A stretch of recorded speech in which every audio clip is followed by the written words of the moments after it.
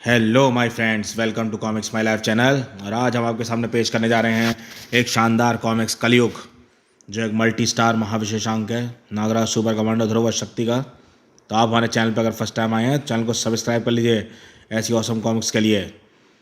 आपका सब्सक्रिप्शन ही हमारा हौसला है।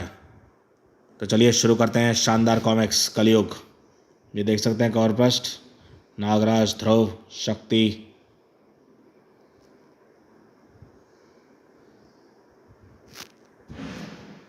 कलयुग।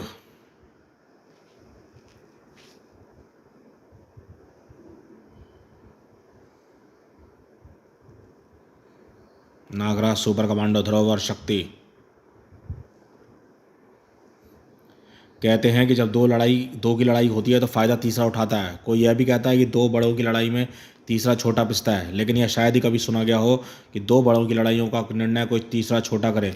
लेकिन भविष्य के दर्पण में यही दिख रहा है। दैत्यों के अनुसार मानवों की भक्ति देवताओं को शक्ति देती है, और इसी कारण दैत्यों ने शक्ति के स्रोत को ही सुखा डालने की ठान ली है। और यह समय है इस काम को अंजाम देने का, क्योंकि देवों के तीन युग, सतयुग, त्रेता और द्वापर युग के बाद अब दानवों का युग आया है। और दानवों की शक्ति तब तक बनी रहेगी जब तक बना रहेगा कलयुग।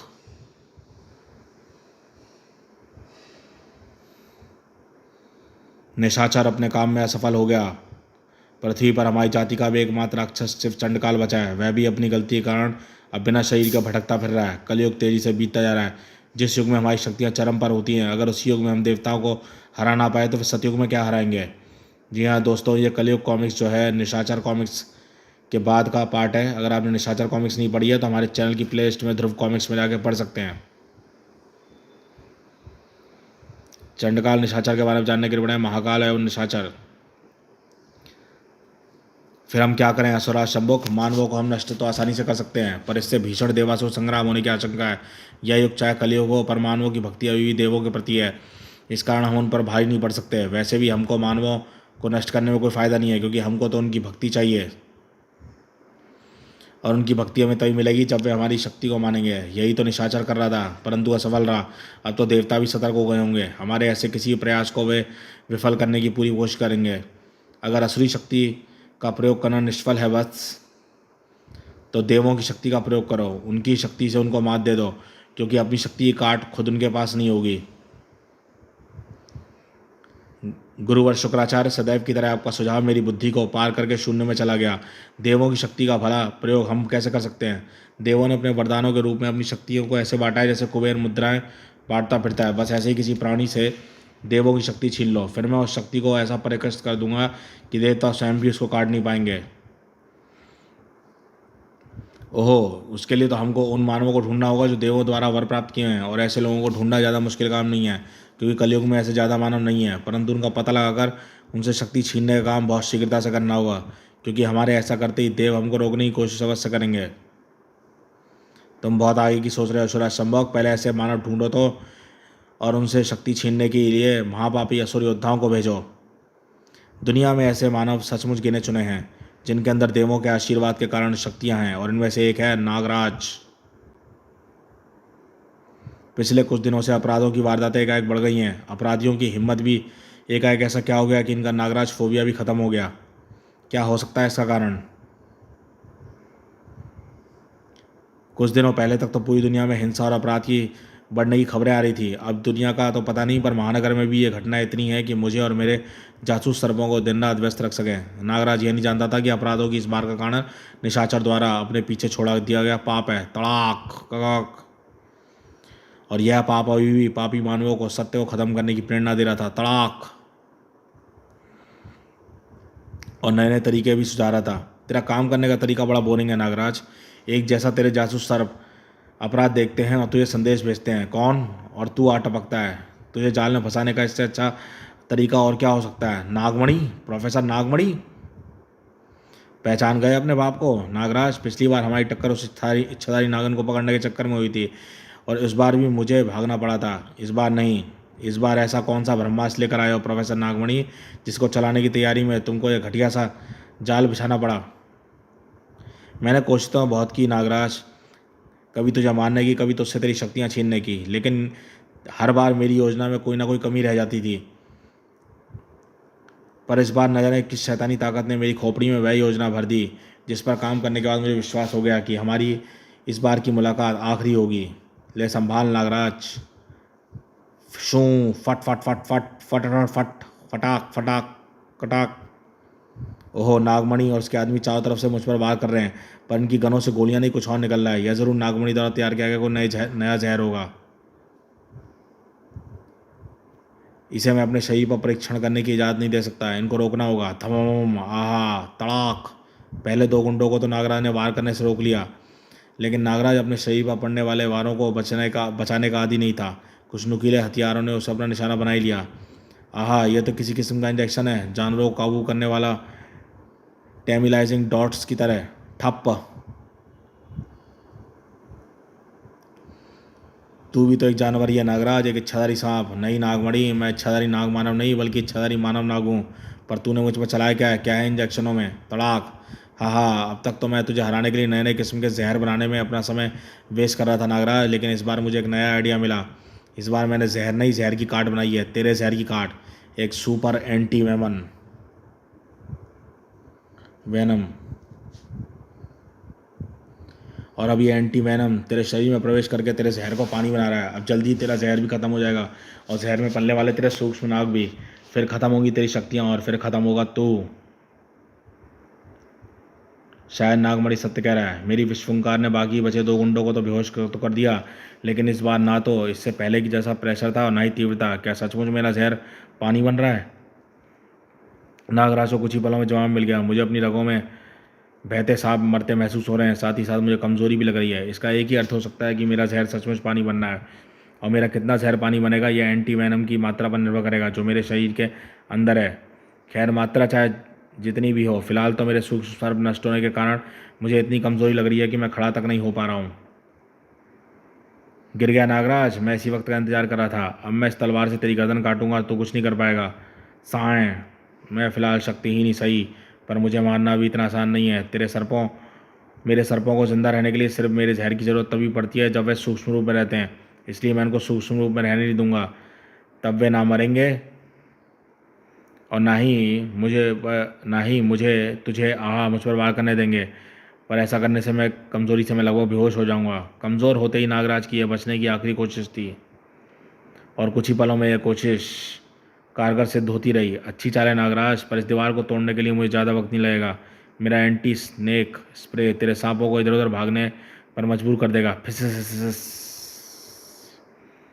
आहा, मेरे सांप भी शरीर से निकल गए हैं और मेरा विष भी तेजी से नष्ट हो रहा है। इस दोहरी कमजोरी की हालत में मैं नागमणि तो क्या एक नेवले तक से मुकाबला नहीं कर सकता, पर मैं नागमणि को सफल नहीं होने दे सकता। नहीं होने दे सकता। नहीं दे सकता। नागराज ने अपनी बची खुची शक्ति बटोरी, और कमज़ोर नागराज का वह बार भी नागमणि को बेहोश करने के लिए काफ़ी था, लेकिन नागराज को बचाने वाला भी कोई नहीं था। आहा, नागमणि तो मेरी जान नहीं ले सका, पर मेरी जान अपने आप ही निकलने वाली है। मेरे सर्प तो फिर द्विगुणित हो सकते हैं, पर मेरा विष दोबारा नहीं बन सकता। अगर विष दोबारा ना बना तो सर्प द्विगुणित भी नहीं हो पाएंगे, और मेरे शरीर के सूक्ष्म सर्प मेरे विष में ही पनपते हैं। विष की मात्रा अगर जल्दी ही ना बढ़ी तो कमजोरी के कारण मेरी हृदय गति भी रुक सकती है। ये विष तो मुझे देव कालजयी के ही वरदान में दे सकते हैं, उनका ध्यान करना होगा। नागराज ने देव कालजयी का ध्यान लगाया, और देव कालजयी तड़प उठे। ओहो, मेरा भक्त नागराज मुझे पुकार रहा है, पर मैं उसकी मदद के लिए पृथ्वी पर नहीं जा सकता, क्योंकि देवराज को देवों पर दैत्यों के हमले की आशंका है। उन्होंने हर समय देवगण में, हर समय स्वर्ग में ही उपस्थित रहने को कहा है। मैं उनकी आज्ञा टालकर पृथ्वी पर नहीं आ सकता। नागराज चौंक उठा। ओहो देव कालजी, अब तक तो मेरी पुकार सुनकर अवश्य आ जाते, परंतु उनका ना आना इस बात में संकेत देता है कि या तो वे मेरी पुकार सुन नहीं पा रहे या स्वयं आने में असमर्थ हैं। अब मैं क्या करूं? इस धरती पर तो देव कालजी जैसा विष मिल पाना भी असंभव है, चाहे हिमालय की ऊंचाई छान मारूं या महासागरों की गहराई। ओह महासागर एक स्थान है जहाँ से देव कालजयी का विष मिल सकता है, परंतु इस अवस्था में मैं वहाँ अपने आप नहीं पहुँच सकता। मुझे मानसिक संपर्क साधना होगा नागद्वीप में महात्मा कालदूत से। ओह, नागराज मानसिक संकेत मेरे पास आ रहा है। नागराज किसी मुसीबत में है और अपने आप को यहाँ पहुँचाना चाहता है। मैं अभी उसे दूर प्रेषित तंत्र से यहाँ बुला भेजता हूँ। महात्मा कालदूत ने अपनी तरंगों को प्रेषित करना शुरू किया, और नागराज का शरीर कणों में बदलकर नागदीप स्थित महात्मा कालदूत की गुफा में खिंचना शुरू हो गया। और कुछ ही पलों बाद नागराज सा शरीर कालदूत की गुफा में उपस्थित था, अधमरी हालत में। नागराज, यह तुमको क्या हो गया? किसने बना दी तुम्हारी ऐसी हालत? बताओ नागराज, बताओ। नागराज कालदूत को सारी कहानी बताता चला गया। ओहो, देव कालजयी ने भी तुम्हारी पुकार का जवाब नहीं दिया? ज़रूर कोई गंभीर विषय है, तभी वे नहीं आए। परंतु तुमको जिस विष की जरूरत है, हम वह तो सिर्फ वही दे सकते हैं, क्योंकि इसमें मैं तुम्हारी क्या मदद कर सकता हूँ? आपको वे फल याद होंगे महात्मन, जिनको खाने से कुछ नागद्वीप वासियों की मृत्यु हो गई थी और जिसके कारण आपको मेरे जन्म के रहस्य का पता चला था, याद है ना आपको? अरे हाँ, उन पौधों ने तुम्हारे बाल शरीर से अतिरिक्त विष सोख लिया था, जिसके कारण तुम मूर्छित अवस्था में थे। वह अतिरिक्त विष तो अभी भी उन पौधों के फलों में मौजूद है। मैं भी मंगवाता हूँ विशेष फल। कुछ मिनटों बाद देव कालजयी के विष से भरे हुए अद्भुत फल चबा रहा था। अब कुछ चैन पड़ा महात्मन, परंतु अभी भीषण कमजोरी का एहसास हो रहा है।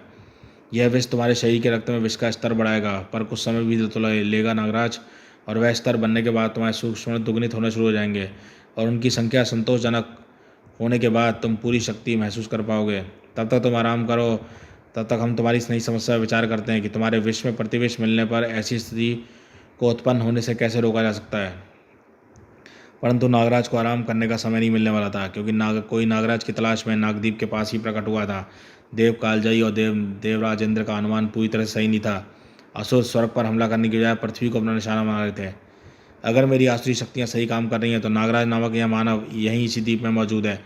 इसके अंदर देव कालजयी के वरदान स्वरूप जो शक्तियाँ हैं, मुझे उनको लेकर असुर लोग जाना है। मेरे जैसे और भी असुर ऐसी अन्य मानवों की तलाश में आए हुए हैं, पर सफल मुझे ही होना है, क्योंकि जो असुर इस काम को अंजाम देगा उसे असुर लोक में बड़ा मान सम्मान और यश और पद मिलेगा, और यह यश और पद नेवलाग बलि को ही मिलेगा। अरे कौन है तू दुष्ट? नागदीप पर आने का साहस तूने कैसे किया? इसके इरादे अच्छे ही लगते हैं, खत्म कर दो इसे। नेवलाग को मारेगा? नेवलाग बलि को? ले मार ले, फिर मत कहना कि असुर मौका नहीं देते, पीछे से वार करते हैं। तीव्र विष बुझे भाले उस जहर को नेवलाग बलि के शरीर में उतार देने के लिए लपके, और नेवलाग के शरीर पर लिपटे सर्प का मुंह खुलकर आश्चर्यजनक रूप से फैलने लगा।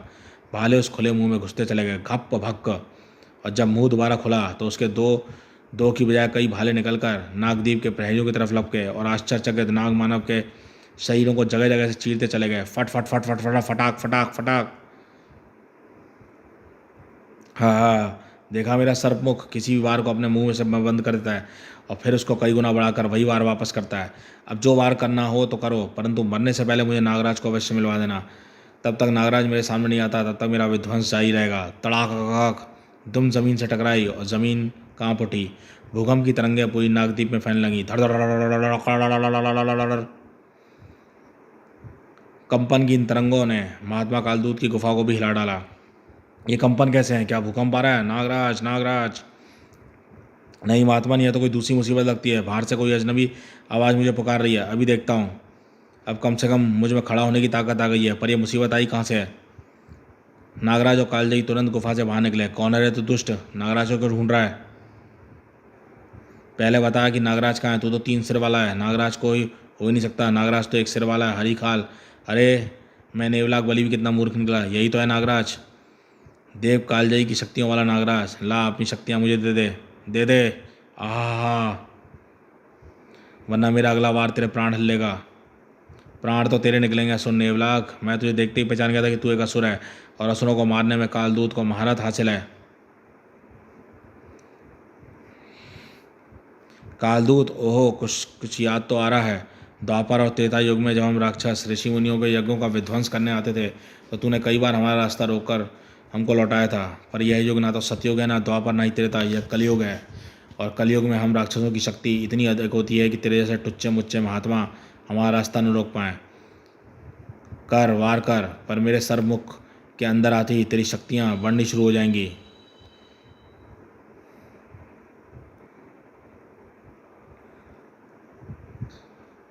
और फिर मैं तेरी शक्ति का स्वाद तुझे चखाऊंगा। ले चख।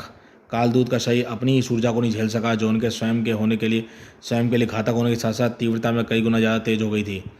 और कालदूत बेबस होते ही नेवलाग ने नागराज तक बढ़ने का मौका मिल गया। अब मैं तेरा खून निकालूंगा नागराज, जो वरदान की शक्तियों से युक्त है। फिर तुझे मारूंगा या छोड़ूंगा, कोई अंतर नहीं पड़ेगा। ओहो, यह न जाने क्यों मेरी जान के पीछे पड़ गया है, और पर मेरी शक्तियाँ अभी भी काफ़ी क्षीण हैं। नेवलाग की तरह कई अलग राक्षस पृथ्वी के अलग अलग हिस्सों में अपना कहर मचा रहे थे। अपने आप इस हथौड़े को मेरे हवाले कर दे थोर, जिसमें तेरी शक्तियाँ हैं, वरना शक्तियाँ धारण करने के लिए तेरा शरीर ही नहीं बचेगा। ये मार्वल कॉमिक्स का एक सुपर हीरो है थोर, जो देवता है असल में एसगार्ड का, और जो राज कॉमिक्स में भी आया था। मेरे हथौड़े के पीछे तुम लोकी तब से पड़े हो जब से देवताओं और असुरों की पहली झड़प हुई थी। लोकी थोर का सौतेला भाई है, पर आज तक कोई असुर मेरे हथौड़े मोजिर को हाथ तक नहीं लगा पाया, और आज भी कोई असुर मेरे हथौड़े को हासिल नहीं कर पाएगा। न्यूयॉर्क अमेरिका में नॉर्म देवता थोर से एक दैत्य उलझा हुआ था, और दिल्ली में भी यही कयामत टूट रही थी। आ शक्ति आ, काली और दुर्गा की शक्तियों वाली शक्ति, राक्षस कहरीनाथ, तुझसे तेरी शक्तियाँ लेने आया। मैं जानता हूँ कि मानवों पर अत्याचार होते देख तुम देवताओं के गुणों वाले मानव अवश्य तड़प उठोगे, मेरे सामने आ जाओगे अपनी शक्तियाँ खिंचवाने के लिए।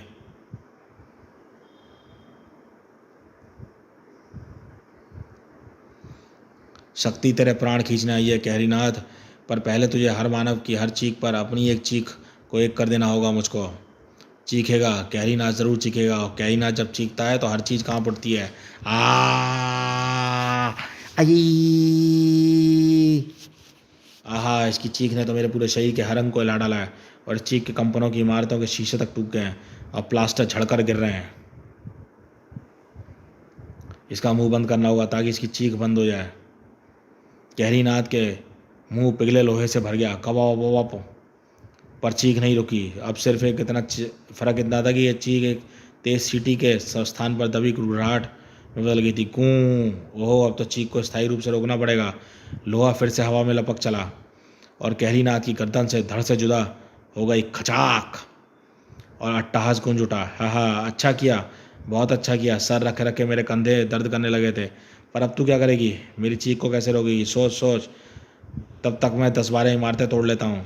आई, तेरा मुंह बंद करवा कर ही रहूँगी दुष्ट। लोहे के खोल ने हवा में उड़कर कहरीनाथ के कटे सिर को अपने घेरे में समेट लिया। घबप, लेकिन यह स्थिति ज़्यादा देर तक बनी नहीं रही। तड़ाक, क्या करती है शक्ति? मेरा दम घोटेगी क्या? अब चुपचाप अपनी कमर में बंधी खोपड़ी मुझे दे दे, क्योंकि मैं जानता हूँ यही खोपड़ी तेरी शक्तियों का स्रोत है। अब जब तक तू मुझे खोपड़ी नहीं देगी, मैं गूंज फैलाता रहूँगा।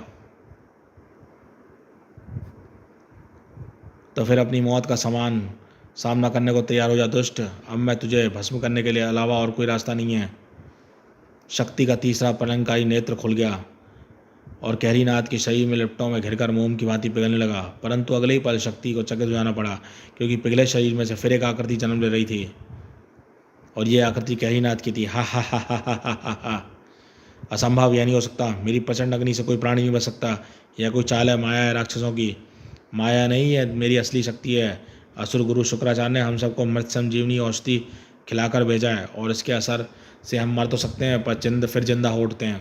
आहा, अब यह ऊर्जा वार कर रहा है। अब इस पर अपने शरीर को प्रकाश में बदल कर भी नहीं बच सकती, क्योंकि प्रकाश भी एक ऊर्जा ही है। ऊर्जा वार उसके आर पार नहीं जाएगा।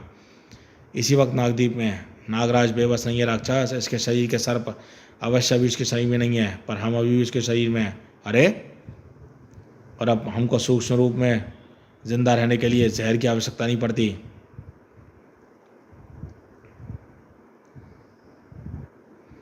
अरे मूर्खों, कितनी बार समझाऊं? मुझ पर वार करोगे तो खुद मारे जाओगे। अच्छा, एक बार फिर देख लो। मैं एक नेवला राक्षस हूँ, इसलिए मुझे खासतौर पर तुम नागों से निपटने के लिए भेजा गया है। नागों के शहनशाह नागराज से निपटने के लिए। तब तो तुझ पर दूर से ही वार करना होगा। दूर से वार करो या पास से, नेवलाग बलि तो नागराज का रक्त लेकर ही जाएगा। शीतनाग और सोडांगी के 1-2 वार तो नेवलाग को लगे, तड़ाक कर, लेकिन शीतनाग कुमार के अगले ही वार को नेवलाग बलि ने सरफन में रोक लिया। नहीं राग कुमार, रुक जाओ, तुम्हारी बर्फ इसके मुख में द्विगुणित होकर होना शुरू हो गई है। अब यह इसी से तुम पर वार। ओहो, और वार करो शीतनाग कुमार, और वार करो, करते जाओ। तुम कहना क्या चाहते हो नागराज? कभी कहते हो वार ना करो, कभी कहते हो वार करो। क्या करूं मैं? वार करो, वार, रुको मत शीतनाग कुमार, रुको मत। घपप, वार सोखते ही नेवलाग बलि का सर्प मुख जैसे ही बंद हुआ। नागराज ने उसको सील बंद कर दिया, और नेवलाग बलि तरफ उठा। आहा, यह शिकंजा तो बहुत मजबूत है। मेरा सर्प मुख इसे खोल तो सकता है, पर इसे खोलने में समय लगेगा, और इतनी देर में शीतनाग की बर्फ सर्प मुख में दुगुणित हो गई है। इसे सर्प द्विगुणित होने से रोकने की शक्ति मेरे पास नहीं है, और नागराज ने मेरी कमजोरी को भांप लिया है। बर्फ द्विगुणित होती चली गई और नेवलाग बलि का सर्प मुख भरता ही चला गया और फूलता ही चला गया, और इसका क्या परिणाम होगा ये अंदाजा लगाना मुश्किल नहीं था। फटाक फटाक की आवाज के साथ सर्प मुख के चीथड़े उड़ गए। अब नेवलाग बलि आग बोला होटा, खचा खच खच, तुम शुद्र नागों की यह हिम्मत, मेरा सर्प मुख नष्ट कर दिया। अब देख नेवलाग बलि का कहर। ओहो, ये तो एकाएक आक्रामक हो गया है। मेरे शरीर में अभी भी सूक्ष्म सर्पों की नागों की संख्या अपेक्षित स्तर पर नहीं पहुंची। अब मैं क्या करूं, कैसे मदद करूं सोडंगी और नागकुमार की, कैसे रोकूं नेवलाग बलि को। ऐसे या तो ये मेरा रक्त ले लेगा या फिर पूरे नागद्वीप के छारी सर्पों का सफाया कर देगा। मुझे खुद भी बचना है और नागद्वीप को भी बचाना है। ये दोनों काम मैं एक साथ कैसे? वाह, एक रास्ता है जिसमें वे दोनों काम एक साथ हो सकते हैं। नेवलाग बलि को भी परास्त किया जा सकता है।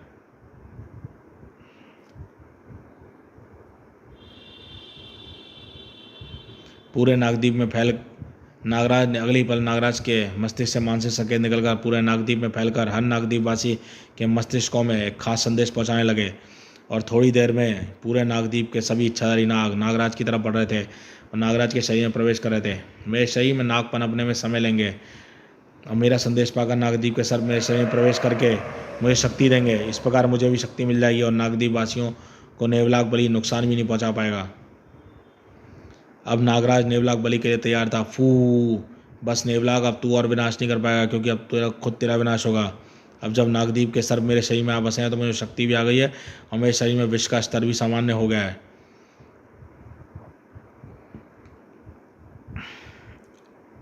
और नागद्वीप के सर्प शरीर आने से मेरे शरीर में द्विगुणित हो चुके कुछ सर्पों को बाहर भी निकाल सकता हूँ। तड़ाक! ओहो, अब तक तो तेरे बदले दूसरे लड़ रहे थे, अब तू खुद सामने आ गया। बहुत अच्छा, अब तेरा रक्त निकालना आसान काम हो जाएगा।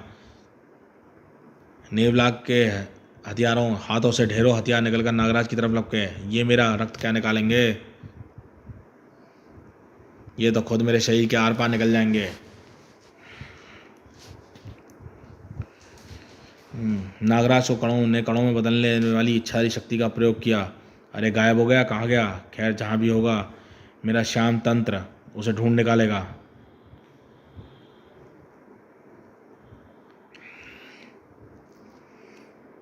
श्याम तंत्र ने वाकई नागराज को ढूंढ निकाला और नागराज तड़प उठा। ओहो, वैसे तो 3 सेकंड बाद मैं खुद ही प्रकट हो जाता, पर इस तंत्रवार के बाद अब तो यह तरीका अपनाने की सोचूंगा भी नहीं।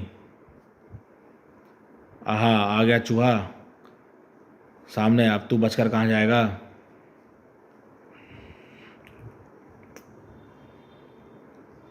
नेवलाग बलि ने विकराल रूप धारण किया और नागराज सचमुच उस शिकंजे में एक चूहे की तरह फंस गया। अब तू कैसे बचेगा नागराज, बता। गर्र! नागराज एक बड़ी मुसीबत में फंस गया था, लेकिन थोर मुसीबत से बाहर निकल रहा था। नागद्वीप से बहुत दूर न्यूयॉर्क में। बहुत खेल खेल लिया मैंने तुझसे, अब दिखाता हूँ तुझे मोज़र की शक्ति। एक बिजली सी कड़ाकर उस असुर की तरफ लपकी और असुर लड़खड़ा गिर गया, कड़ाक, और अगले ही पल उसके ऊपर दर्जनों हथौड़े एक साथ टूट पड़े। धाड़! कड़ाक कड़ाक तड़ाक! असुर लोक में हर दृश्य पर कड़ी नजर रखी जा रही थी। यह थोर तो काफ़ी शक्तिशाली लग रहा है। इस असुर को कुछ अतिरिक्त शक्ति देनी चाहिए ताकि यह हथौड़े को थोर से छीन कर ला सके। कोई आवश्यकता नहीं है शंभो, इस हथौड़े में ऐसी कोई खास शक्ति नहीं है जो हमारे काम आ सके। जब यह असुर पिट जाएगा तो अपने आप दूर प्रेषित होकर असुर लोक वापस आ जाएगा। जब असुर की हड्डियां जगह जगह से टूट गई थीं, आहा, मुझ जैसे मामूली असुरों को किस पहाड़ से टकरा दिया। असुरराज, इससे टकराना मूर्खता है। इसका हथौड़ा तो मैं किसी जन्म में छीन नहीं सकता। यहाँ रुकने का मतलब अपनी टूटी हड्डियाँ चूरा करवाना है, इसलिए मैं तो यहाँ से चला। चिकित्सा थोर अदृश्य होते ही दैत्य को देखता रहा। पृथ्वी पर एक मुसीबत तो टल गई थी, पर दूसरी मुसीबत को टालना जरा टेढ़ी खीर साबित हो रही थी। अच्छा, यानी तू अपने आप अपनी शक्तियाँ मुझे नहीं देगी? शक्ति मैं इसकी भी काट लाया हूँ। ये खोपड़ी, तेरी खोपड़ी में जिस खास कंपन की शक्ति की तरंगें बनी है, ये खोपड़ी उसी कंपन पर स्थिर किए हुए कणों द्वारा बनी है। समझी? नहीं समझी? खैर, इतना समझ ले कि खोपड़ी तेरे कमर की खोपड़ी से संपर्क बनाकर धीरे धीरे इसकी शक्ति चूस लेगी। खत्म हो जाएंगी खोपड़ी में से तेरी शक्तियाँ और आकर भर जाएंगी मेरी इस खोपड़ी में। अब तक मेरी गूंज विनाश करती रहेगी। आह, इसकी खोपड़ी तो सचमुच मेरी शक्तियाँ खींच रही है। अब इसकी चीख मुझे ना तो समझने का मौका नहीं दे रही है, ना ही कोई रास्ता सोचने का मौका दे रही है। मेरी शक्ति इतनी तेज़ी से खिंच रही है कि मैं अपने आप को प्रकाश तरंगों में बदल नहीं पा रही हूँ। कुछ ही पलों में शक्ति की शक्तियाँ खिंच जानी थी, लेकिन अगर कुछ ही पलों बीतने से पहले ही शक्ति के खिंचने में व्यवधान पैदा हुआ। अरे यह क्या? मुझ पर यह वार करने की हिम्मत किसने की? कड़ाक। मैंने। ध्रुव, तुम यहाँ पर कैसे आ गए? मैं तो मुंबई से कुछ काम निपटाकर अपने हेलीकॉप्टर पर राजनगर जा रहा था, तभी मैंने क्षितिज पर रोशनी के एक पुंज को आकाश में यहाँ उतरते देखा, और मुझे सामने समझ में आ रहा है कि यह पुंज तुम ही रही होंगी। मुंबई में मैं ऐसी कुछ मुसीबतों से निपट रहा था जो संसार में पाप का साम्राज्य कायम करना चाहती थी, पर इस मुसीबत से कैसे निपटें, इस पर तो मैंने अपने सारे वार आजमा लिए, पर कोई असर नहीं हुआ। अरे, ये अपनी खोपड़ी फिर से उठाने के लिए बढ़ रहा है, मैं ऐसा नहीं होने दूंगी। कड़ाक। शक्ति को तो अग्नि लहर से खोपड़ी उछाल कर दूर आ गिरी, पर उसे नुकसान नहीं पहुंचा सकी।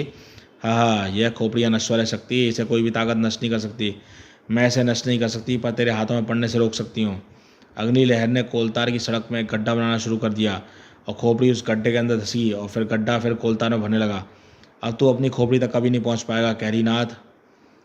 तूने अपनी मृत्यु को बुला लिया शक्ति, क्योंकि अब कैरीनाथ छोड़ेगा अपनी सबसे प्रचंड नाद। आई। कैरीनाथ के उस नाद ने शक्ति और ध्रुव दोनों को ही हवा में उड़ा दिया।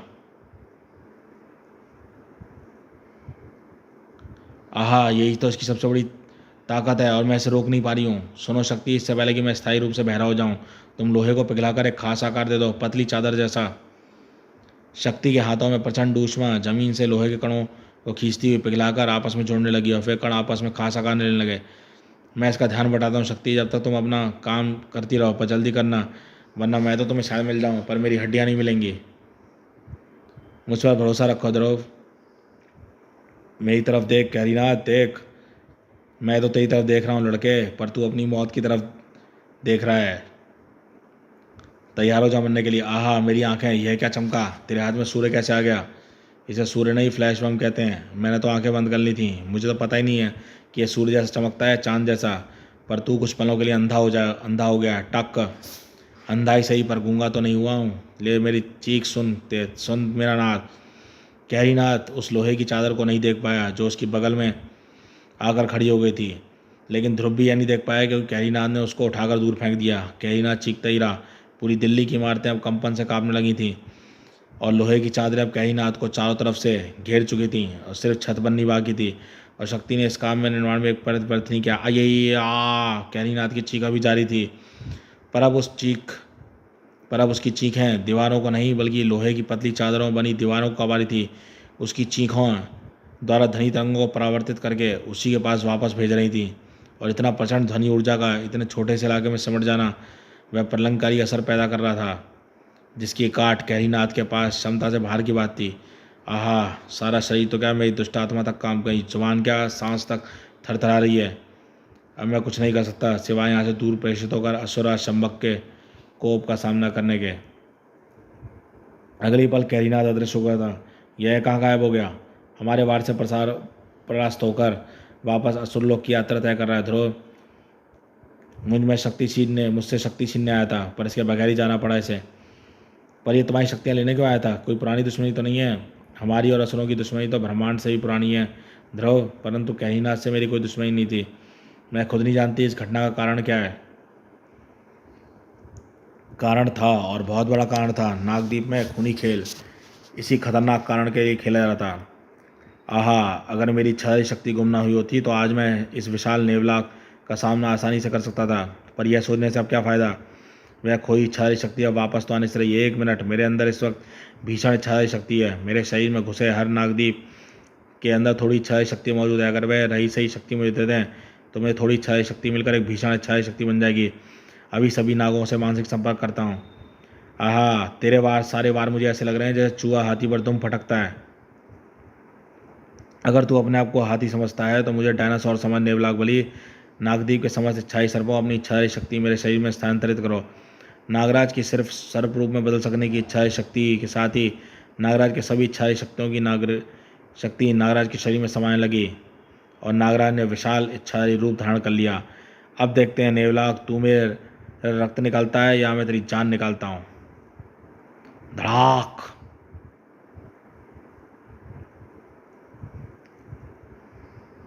आहा, तुझसे लड़ने के चक्कर में तो मैं भूल ही गया था, मेरा पहला काम तो रक्त निकालना है, तुझसे लड़ना नहीं। अब मेरे अंदर नागद्वीप के तमाम चमत्कारी नागों की शक्तियाँ हैं। अब तेरे तंत्र मुझ पर असर नहीं करेंगे। यह सिर्फ तुझे असंतुलित करने के लिए है नागराज, ताकि अगले पल अपना विशाल कायाकार छोड़कर मैं एक मच्छर जितने आकार में आ जाऊं और फिर मच्छर की तरह तेरा खून पी जाऊं, चुस चुस चुस चुस। परंतु नागराज का खून पीते ही यह मुझे क्या हो रहा है? मेरे शरीर में तेज जलन हो रही है, मेरा शरीर गल रहा है। पर कोई बात नहीं, मैं अमृत संजीवनी पी कर आया हूँ, गलूंगा फिर जिंदा हो उठूंगा। नेवलाग बलि सचमुच गलकर फिर से जिंदा होने लगा। मेरा काम तो हो गया है नागराज, तेरी रक्त की एक बूंद मैंने अपने दांत में भर ली है। चलता हूँ, पर तुझसे लड़ने में बड़ा मज़ा आया। खैर पृथ्वी बची तो शायद फिर कभी मुलाकात हो जाए। यह तो अदृश्य हो रहा है, पर मेरे एक बूंद रक्त से क्या करेगा क्या? और पृथ्वी बची से इसका क्या तात्पर्य था? तात्पर्य पूरे ब्रह्मांड को जल्दी पता चलने वाला था। धन्य हो नेवलागबली, तुम्हारे अतिरिक्त अन्य सारे दैत्य किसी भी वरदान प्राप्त मानव से शक्ति लाने में असफल हो गए, पर तुमने अपने कुटिल दिमागों से दैत्यों का एक बड़ा काम कर दिया। इतनी प्रशंसा की आवश्यकता नहीं है दैत्यराज। अन्य सभी मानव किसी न किसी रूप में देवता ही थे, और वह थोर शक्ति और अन्य सभी सिर्फ नागराज ही मानव था, और उससे भी यह शक्तिशाली नेवलागबली सिर्फ मेरी मृत संजीवनी के बल पर उसका रक्त ला पाया, और वह भी सिर्फ एक बूंद। मैं चलता हूँ दैत्यराज, आज्ञा दीजिए। पर सिर्फ एक बूंद रक्त से आप क्या कर पाएंगे गुरुदेव? जब तुम्हारे राक्षस पृथ्वी पर गए थे तब मैं हर वरदान प्राप्त मानव की शक्तियों का अध्ययन कर रहा था। देव कालजयी के वरदान स्वरूप इस रक्त में वह शक्ति शामिल है जिसमें नागराज के शरीर में स्थित सूक्ष्म सर्प द्विगुणित होते हैं, और मैं ऐसी द्विगुणित करने वाली शक्ति को इस रक्त बूंद से अलग कर दूंगा, और फिर इस द्विगुणित शक्ति को एक नया रूप देकर इसे एक देवता के शरीर में पहुंचा दूंगा। देवता के शरीर में? पर किस देवता के शरीर में? और हम उस देवता तक पहुंचेंगे कैसे? देवता तो आजकल हमसे काफ़ी सतर्क रहते हैं। अगर यह शक्ति किसी देव के शरीर में पहुंच भी गई तो उससे क्या होगा? शांत शंभुक शांत, सारे प्रश्नों का उत्तर मिलेगा, जल्दी मिलेगा।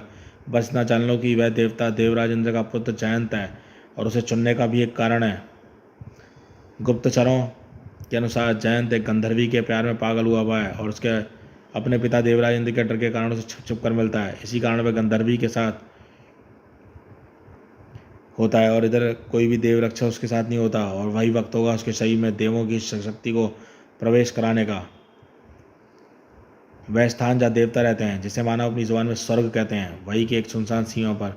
तुम असल लोग की सीमा के इतने पास मुझसे मिलने आए हो जयंत? तुम्हें डर नहीं लगता? पिता ही से लगता है, तभी तो तुमसे यहाँ मिलने आया हूँ।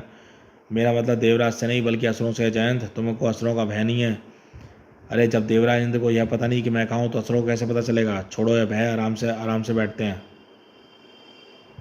परंतु तभी आ रहा जयंत, बचो, झरने के अंदर एक जलकुंभी दैत्य छिपा बैठा है। मर असुरों के देव दुश्मन, देवों के राजा पुत्र जयंत, मर। नरक के कीड़े, तेरी हिम्मत कैसे हुई स्वर्ग के युवराज पर हमला करने की? लगता है मृत्यु ने तुझको स्वर्ग की सीमा के अंदर बुला लिया है। धमाम, मौत तेरी आई है जयंत, और इस घड़ी में तुझे बचाने वाला यहाँ पर कोई नहीं है। कड़ूम। जलकुंभी के दैत्य के वार के साथ ही शुक्राचार्य द्वारा की गई अलग शक्ति जयंत के शरीर में समा गई थी। हम देवों को बचाने के लिए आवश्यकता नहीं पड़ती दैत्य, वह शक्ति हमारे अंदर ही है, सिर्फ जगाने की जरूरत पड़ती है। ऐसे परम शक्ति दे। जयंत का शरीर शक्ति को छोड़ने लगा और उसका रूप भी बदलने लगा। अब तेरे वार बेकार है जलकुंभी। देव कवच बनाई है तुम दैत्यों को हर वार को रोकने के लिए, लेकिन तुम राक्षसों के पास ऐसा कोई कवच नहीं है जो देवों के वार से बचा सके। हमको किसी ऐसे कवच की आवश्यकता नहीं है देवासुर, क्योंकि हमारे पास अदृश्य कवच है जिससे तू मुझे देख नहीं पाएगा, पर वार कैसे करेगा मैं तुझे अदृश्य रूप में भी देख लूंगा जलकुंभी। वश। देव कुमार के देवास से तेज वायु निकलकर जमीन पर पड़े पत्तों को हवा में उड़ाने लगी, और पत्तों से घिरे दैत्य का रूप साफ झलकने लगा, और अगले ही पल देवास से तीव्र किरणों ने निकलकर जलकुंभी दैत्य को विखंडित कर दिया। अब तेरी संजीवनी भी तुझे जोड़ नहीं पाएगी जलकुंभी। वाह जयंत, तुमने तो इसे किसी कीड़े भगोड़े की बात ही मार डाला। वह था ही निम्न एक कीड़ा गंधर्वी, बहुत ही निम्न स्तर का दैत्य था। न जाने मुझ पर हमला करने क्यों भेजा गया था। यहाँ रुकना अब खतरनाक है, चलो यहाँ चलते हैं, पर अब वायु मार्ग से जाएंगे। नीचे न जाने कौन सा जाल बिछाओ। मैं तुमको रास्ते में गंधर्व चोटी पर छोड़ते जाऊँगा। संजोग की बात है कि आज मैंने पहली बार असुरों को जिक्र किया और नाम लेते ही शैतान आदम का। शैतान का तो सिर्फ यही तो एक खास बात होती है, गंधर्वी नाम लो और उपस्थित। क्या हुआ जयंत, तुम एकाएक क्यों करा उठे? पता नहीं क्यों मुझे सर एकाएक चकराने लगा है गंधर्वी, मुझे चक्कर आ रहे हैं, बेहोश हो रहा हूँ। जयंत बचो।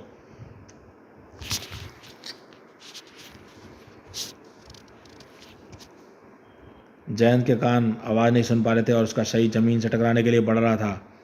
ओहो, यह जयंत को क्या हो गया? यह अवश्य उस जलकुंभी के वार का असर है। वह मुझे तुरंत यह सूचना देवराज तक पहुंचानी होगी, चाहे इसके लिए मुझे दंडी क्यों न भुगतना पड़े। अपनी सफलता से असुर झूम उठे थे। हा हा हा हा हा हा हा हा हा हा हा हा हा। सफलता ने हमारे कदम चूम लिया। असुरा शंभुक, अब जाओ खुशियाँ मनाओ, अब पूरे ब्रह्मांड पर राज्य करने की तैयारी करो। अरे, अगर सिर्फ जयंत पर एक मामूली राक्षस द्वारा वार करने से हम ब्रह्मांड पर राज्य कर सकते थे तो इतने युगों तक देवताओं से लड़ने की आवश्यकता थी। जयंत सिर्फ बेहोश है, मृत नहीं, और वह अब मृत हो भी नहीं सकता क्योंकि उसने तो अमृत पिया हुआ है। उसे मारना हमारा मकसद नहीं है सुराज। हमारा ध्येय कलयुग की अवधि को अनंत काल तक बढ़ा देना है, ताकि हमारी शक्ति बढ़ती जाए और देवों की शक्ति क्षीण हो जाए। मुझे तो कुछ समझ में नहीं आ रहा, जयंत के बेहोश होने का संबंध कलयुग की अवधि से कैसे है? कुछ समझाइए तो सही। समझाने से तुम कभी समझे हो? जो आज समझोगे, देखते जाओ, सब अपने आप समझ में आ जाएगा। स्वर्ग की सीमा पर एक अंदर घटनाक्रम बड़ी तेजी से चल रहा था। एक निम्न कोटि के राक्षस का वार मेरे बेटे को बेहोश नहीं कर सकता। बात क्या है गुरु बृहस्पति, इसका आकार भी बड़ा लग रहा है। जयंत के पास तो विराट रूप धारण करने की शक्ति भी नहीं है। इसके शरीर पर मुझे किसी अद्भुत ऊर्जा का आभास हो रहा है। शायद इसी कारण इसका आकार तेजी से बढ़ता जा रहा है। इंद्र, तो कुछ करिए। गुरुदेव, इसके शरीर का बढ़ना रोकिए, वरना अनर्थ हो जाएगा। जयंत का शरीर बढ़ता ही जा रहा था और देवगुरु बृहस्पति उसे रोकने की पूरी कोशिश कर रहे थे। उसे रोकने की कोशिश नाकाम सिद्ध हो रही थी। नहीं इंद्र, मैं इसका बढ़ना रोक नहीं सकता। दैत्यों ने इस पर देवों की किसी शक्ति का वार किया है, और हम दैत्यों के पास शक्ति तो काट सकते हैं, पर हमारे पास अपनी शक्ति की काट नहीं है। अब तो स्वर्ग भी इसके बोझ से काम लगाएगा गुरुदेव। कुछ घड़ी बाद पूरा स्वर्ग ही ध्वस्त हो जाएगा। हम इसको अंतरिक्ष में प्रक्षेपित करने के अलावा हमारे पास और कोई रास्ता नहीं है। देवों ने अपनी सामूहिक शक्ति का प्रयोग करके जयंत को के विशाल शरीर को अंतरिक्ष में भेज दिया। स्वर्ग तो अभी भी खतरे से पूरी तरह बच नहीं पाया था, लेकिन स्वयं बचने की चेष्टा में उसने पूरे ब्रह्मांड पर इस खतरे को फैला दिया था। हुश!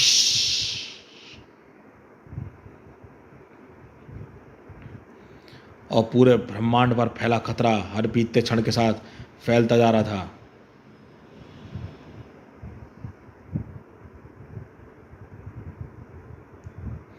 देख असुरराज शंभुक, ठीक वैसा ही हो रहा है जैसा मैंने सोचा था। देवों ने जयंत को ब्रह्मांड के केंद्र में तैरने के लिए छोड़ दिया है।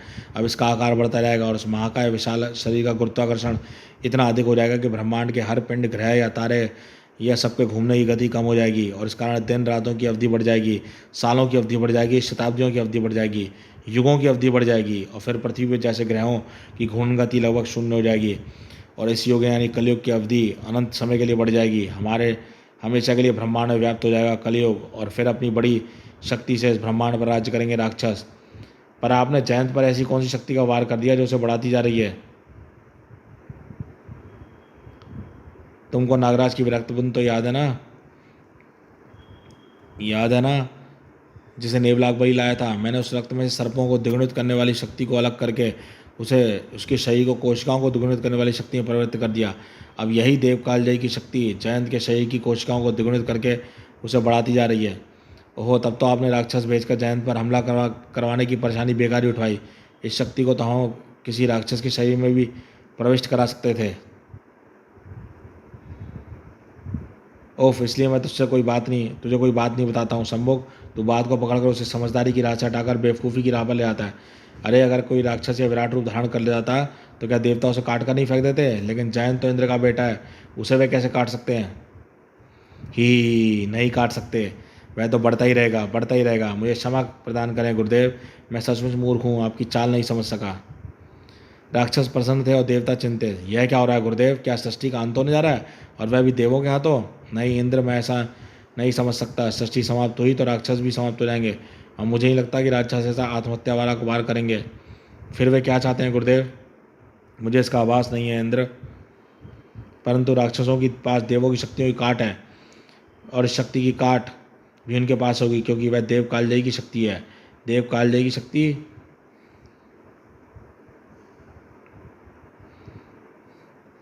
हाँ, मैंने उसका पता लगा लिया। जैसे ही राक्षसों का इरादा पूरा हो जाएगा वे जयंत का बढ़ना रोक देंगे।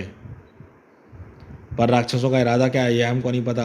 इरादा कुछ भी हो, पर एक बात आपने एकदम सही की, इस शक्ति की काट राक्षसों के पास अवश्य होगी। हमको उन पर हमला करके काट छीननी है। वैसे भी जयंत पर हमला करके उन लोगों ने इस युद्ध की पहल की है।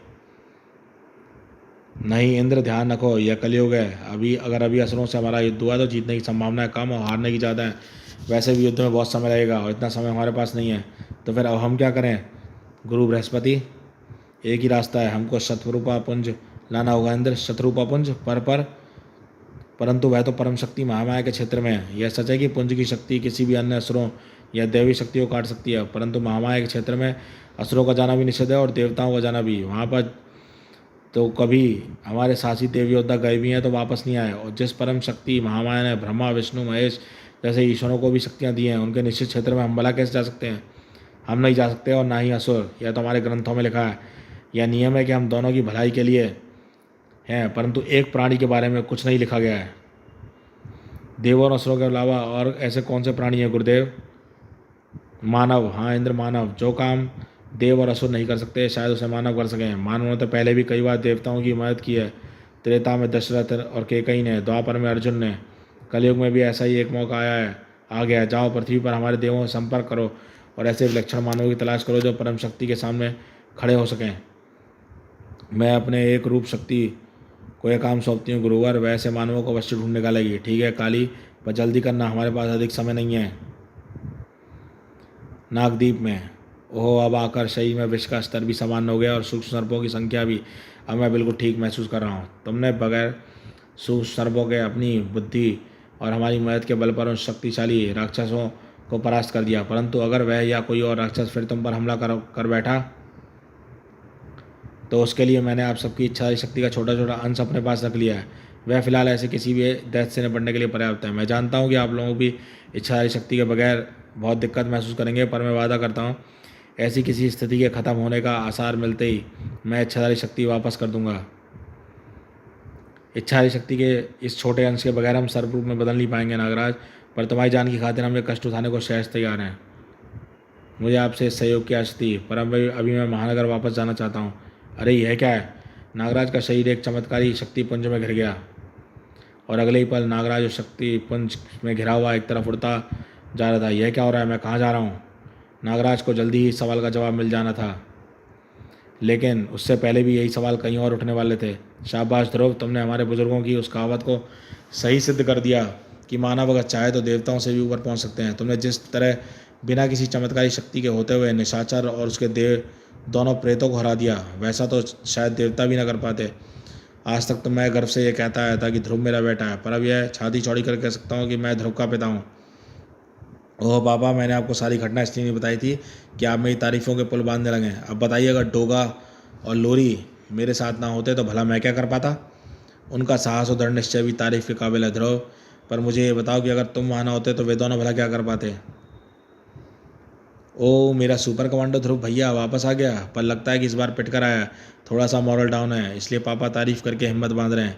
ए ध्रुव, पिट कर नहीं पीट कर आता है। पिटती तो तू है। मैं पिटती हूँ। किसकी हिम्मत है जो मुझे पीट सके? कौन पीटता है मुझे? बताओ तो ज़रा। मैं। आओ देखो पापा, तुम्हारी जब बातों में नहीं जीत पाता तो हाथापाई पर उतर आता है। चीटर आ। अरे श्वेता जब बोलने पर उतर आती है बड़े बड़ों की धुलाई कर देती है। सच में धोबी धोबी क्या बुरा काम करता है? कम से कम काम तो करता है।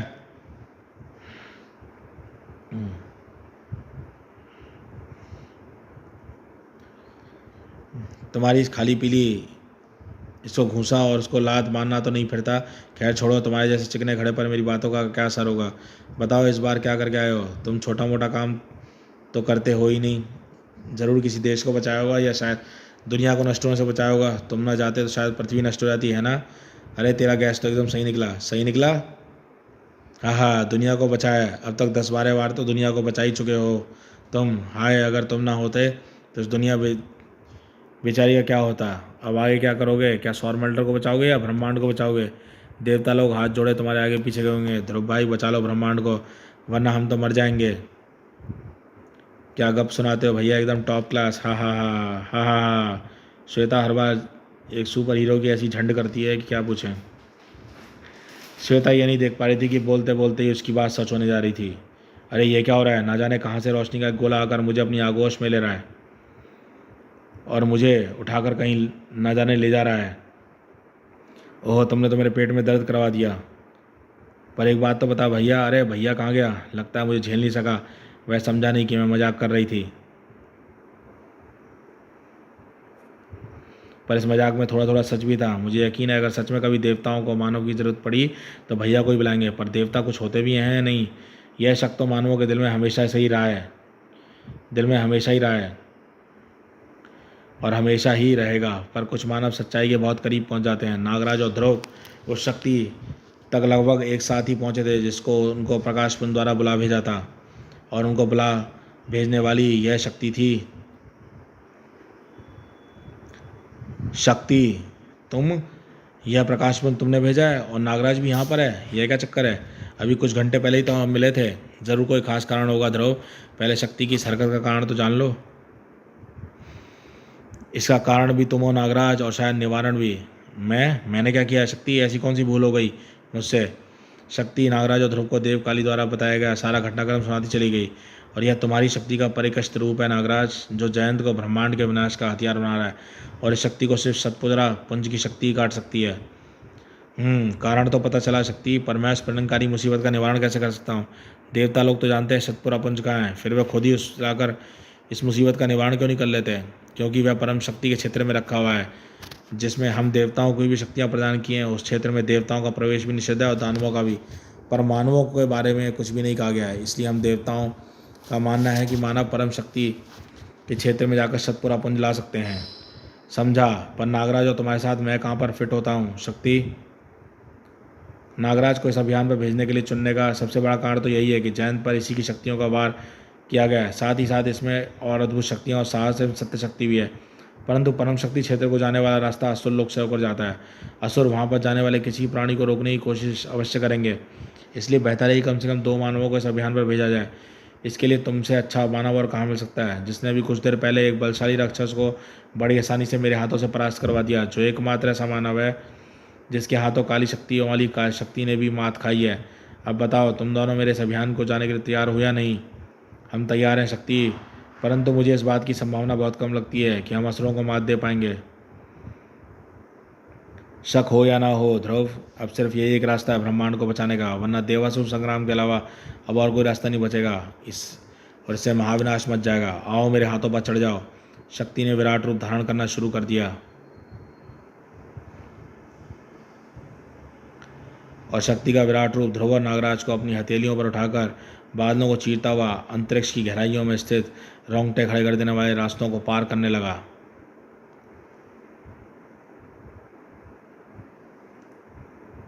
कमाल है शक्ति, हमें अंतरिक्ष में आकर सांस लेने की ज़रूरत महसूस नहीं हो रही, रक्त नलिकाओं पर कोई दबाव नहीं पड़ रहा है और हम बात भी कर सकते हैं। ये शक्तियाँ तुम लोगों को मैंने ही दी हैं ध्रुव। स्वर्ग और असुर लोक के वातावरण में विचरण करने के लिए ये शक्तियाँ आवश्यक हैं। ये शक्तियाँ तुम्हारे पृथ्वी पर वापस पहुँचते ही अपने आप समाप्त हो जाएंगी, पर इससे अधिक शक्तियाँ तुम लोगों को नहीं दी जा सकती, क्योंकि वह तुमको असुर लोक के उस रास्ते पर जाने से रोकेंगी जो परम शक्ति के क्षेत्र तक जाता है। असुरों ने उस रास्ते पर ऐसी शक्ति अवरोध लगा रखे हैं जो देव शक्ति को रोकते हैं, और मैं भी उस रेखा के आगे नहीं जा सकती। वो देखो, वह है मुख्य समस्या। हे भगवान,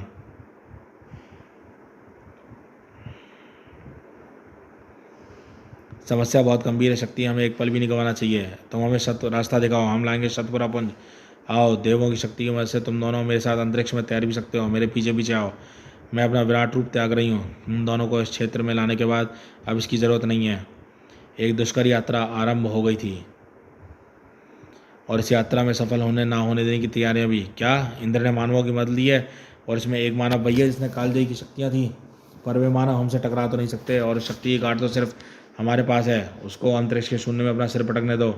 यहाँ पर आए तो आग वगैरह जलाकर रखना। मैंने कभी भुना मानव नहीं खाया। तुम्हारे अहंकार ने तुम्हारे दिमाग पर पर्दा डाल दिया शंभुक। तुम भूल रहे हो सतपुरा पुंज की उस शक्ति को काट सकते हैं, और वे मानव जिस तरफ बढ़ रहे हैं वह रास्ता सतपुरा पुंज की तरफ जाता है। पर सतपुरा पुंज तो परम शक्ति के क्षेत्र में है, वहाँ पर ना तो देवता जा सकते हैं ना ही मानव। फिर मानव कैसे जाएंगे? क्योंकि परम शक्ति ने मानवों के लिए ऐसा कोई नियम नहीं बनाया मूर्ख, और उन्हें इसकी जरूरत भी नहीं समझी। सिर्फ यह समझ लो कि मानव परम शक्ति के क्षेत्र में जा सकते हैं, और न जाने क्या करके वापस आ सकते हैं। उनको रोकना होगा गुरुदेव, रोकना होगा। उनको परम शक्ति के क्षेत्र में जाने के लिए असुर लोक से होकर जाना पड़ेगा और यहीं पर उनकी कब्र बना दी जाएगी, बर्फीली कब्र।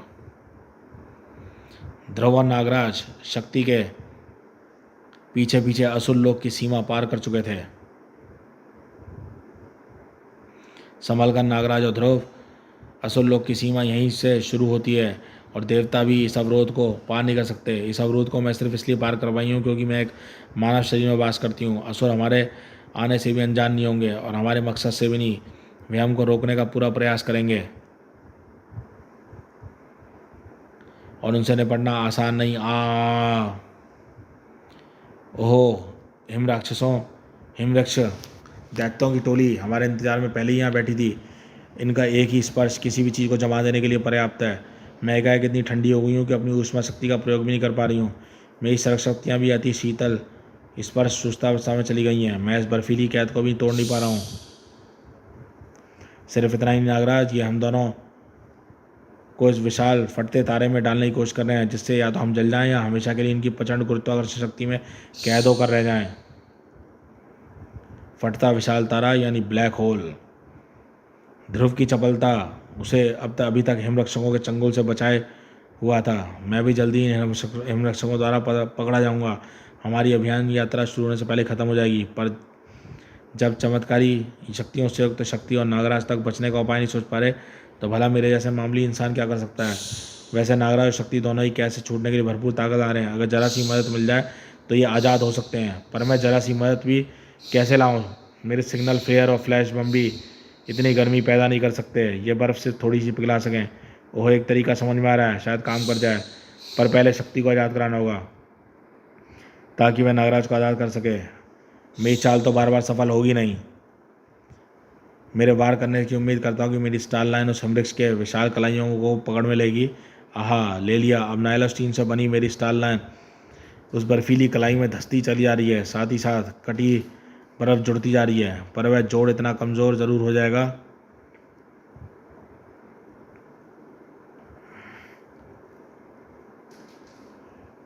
कि शक्ति उसे तोड़ सके। या धन्यवाद ध्रुव। अब मैं ना इसको अपने आप को पकड़ने का मौका दूंगी और ना ही नागराज को पकड़े रखने का।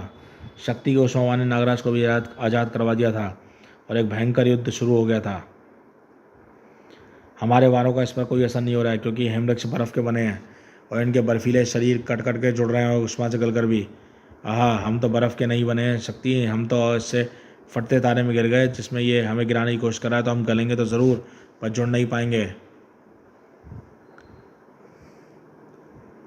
बस बहुत हो गया खेल। अब मैं दैत्यों को वैसी तोड़ कर रख दूंगा जैसे सूआ बर्फ़ की सिल्ली को तोड़ डालता है। अपनी इच्छाधारी शक्ति का इस्तेमाल ना करने के कारण तो मैं भूल ही गया था कि मेरे अंदर नागदीप के समस्त इच्छाधारी नागों की इच्छाधारी शक्ति का अंश मौजूद है, यानी मैं विशाल रूप धारण करके बन सकता हूँ इच्छाधारी नागराज।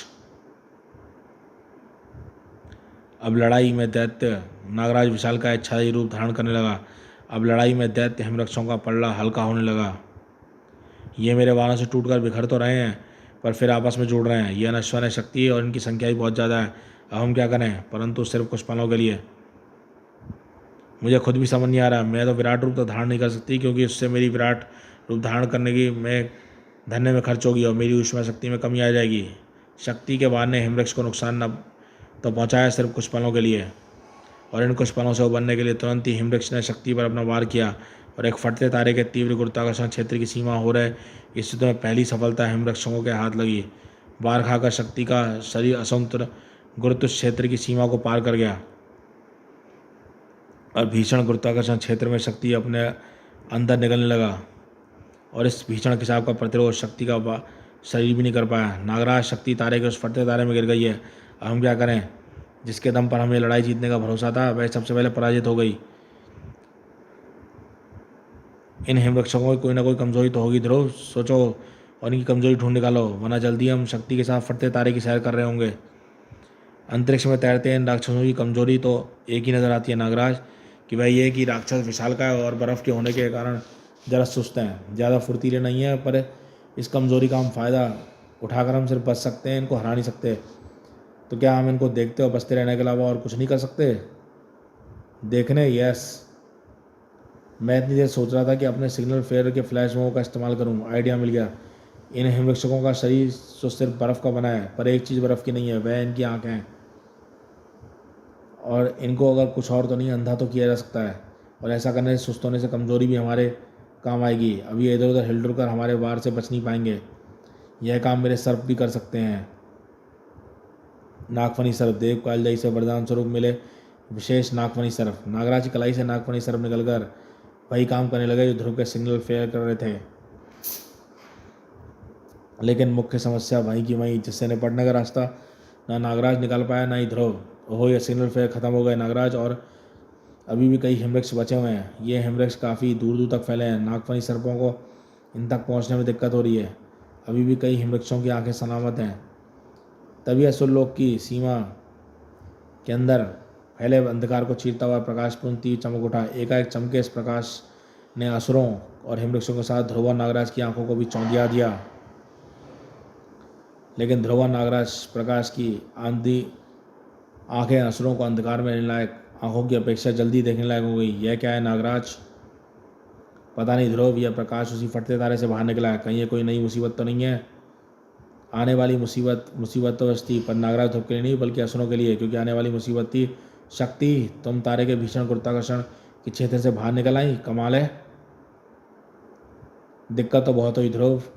जब मैं उस तारे की तरफ गिर रही थी तो मुझे प्रकाश पुंज में बदलकर गुरुत्व शक्ति से बाहर निकलने का ख्याल आया। तो मेरे सारे पर ऐसे तारे प्रकाश किरणों तक को खींच लेते हैं। इसी कारण मुझे गुरुत्व क्षेत्र से निकलने में परेशानी तो हुई, पर मैं आखिरकार सफल हो ही गई। और बाहर आते आते तुम दोनों द्वारा राक्षसों को अंधा करने की कोशिश भी मुझे नज़र आ गई थी, पर मैंने उन सबको एक साथ कुछ देर के लिए अंधा किया है अपने प्रकाश चमक से। पर अब कोई फ़ायदा नहीं होगा ध्रुव। आंखें जाने के बाद भी ये दूसरी इंद्रियों से हमारा पता लगा लेंगे। नागराज ठीक कह रहा है, ये नश्वर है, और इनकी आंखें जाने के बाद भी ये हमको कैसे मारा जा सकता है? वैसे भी फिलहाल तो इनकी आंखें जल्दी ही मेरे प्रकाश की चमक से उभर आएंगी। फिर इसके बाद क्या होगा?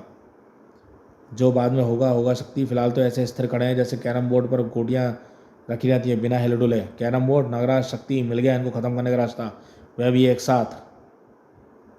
ऐसा कौन सा रास्ता मिल गया ध्रुव जिसे तुम नश्वर, ऐसा कौन सा रास्ता मिल गया जो हिमवृक्षों को एक साथ खत्म कर देगा? इतना समझाने का वक्त नहीं है शक्ति। यह काम उसी दौरान के हो जाना चाहिए जिस दौरान दैत्यों की आंखें चौंधाई हुई हैं। एक बात बताओ, तुम नागराज को अपने प्रकाश के जरिए तेज गति से धकेल सकती हो या नहीं? धकेल सकती हूँ, पर इससे हुआ क्या? बस देखती जाओ, टीम वर्क का कमाल। तुम नागराज के विशाल शरीर को धकेलो और मैं उसे दिशा दिखाता हूँ। नागराज का विशाल शरीर अत्यंत तेज गति से अंतरिक्ष में दूर दूर तक फैले स्तब्ध खड़े हिमवृक्षों की तरफ लपका, और नागराज की अद्भुत नाग शक्ति तथा ध्रुव की जुपिटर में सीखी हुई अद्भुत कलाबाजी की कला खाकर एक घातक संयोग पैदा होने लगा। नागराज का विशाल शरीर अत्यधिक तेज गति से हिमवृक्षकों के शरीरों में खास कोणों पर टकराने लगा, और ठीक वैसी जैसे बिलियर्ड की सफ़ेद स्ट्राइक्स बॉल अन्य बॉलों से टकराकर उन्हें पॉकेट में डालती है। इस बार फ़र्क सिर्फ इतना था कि यह सफ़ेद स्ट्राइक बॉल नागराज का शरीर था, अन्य बॉल हिमवृक्षकों के शरीर थे, और पॉकेट फटता हुआ तारा थी।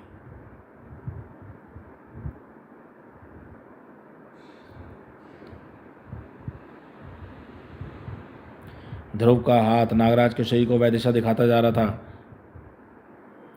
था जिस पर चलकर नागराज हिमरक्षकों को टक्कर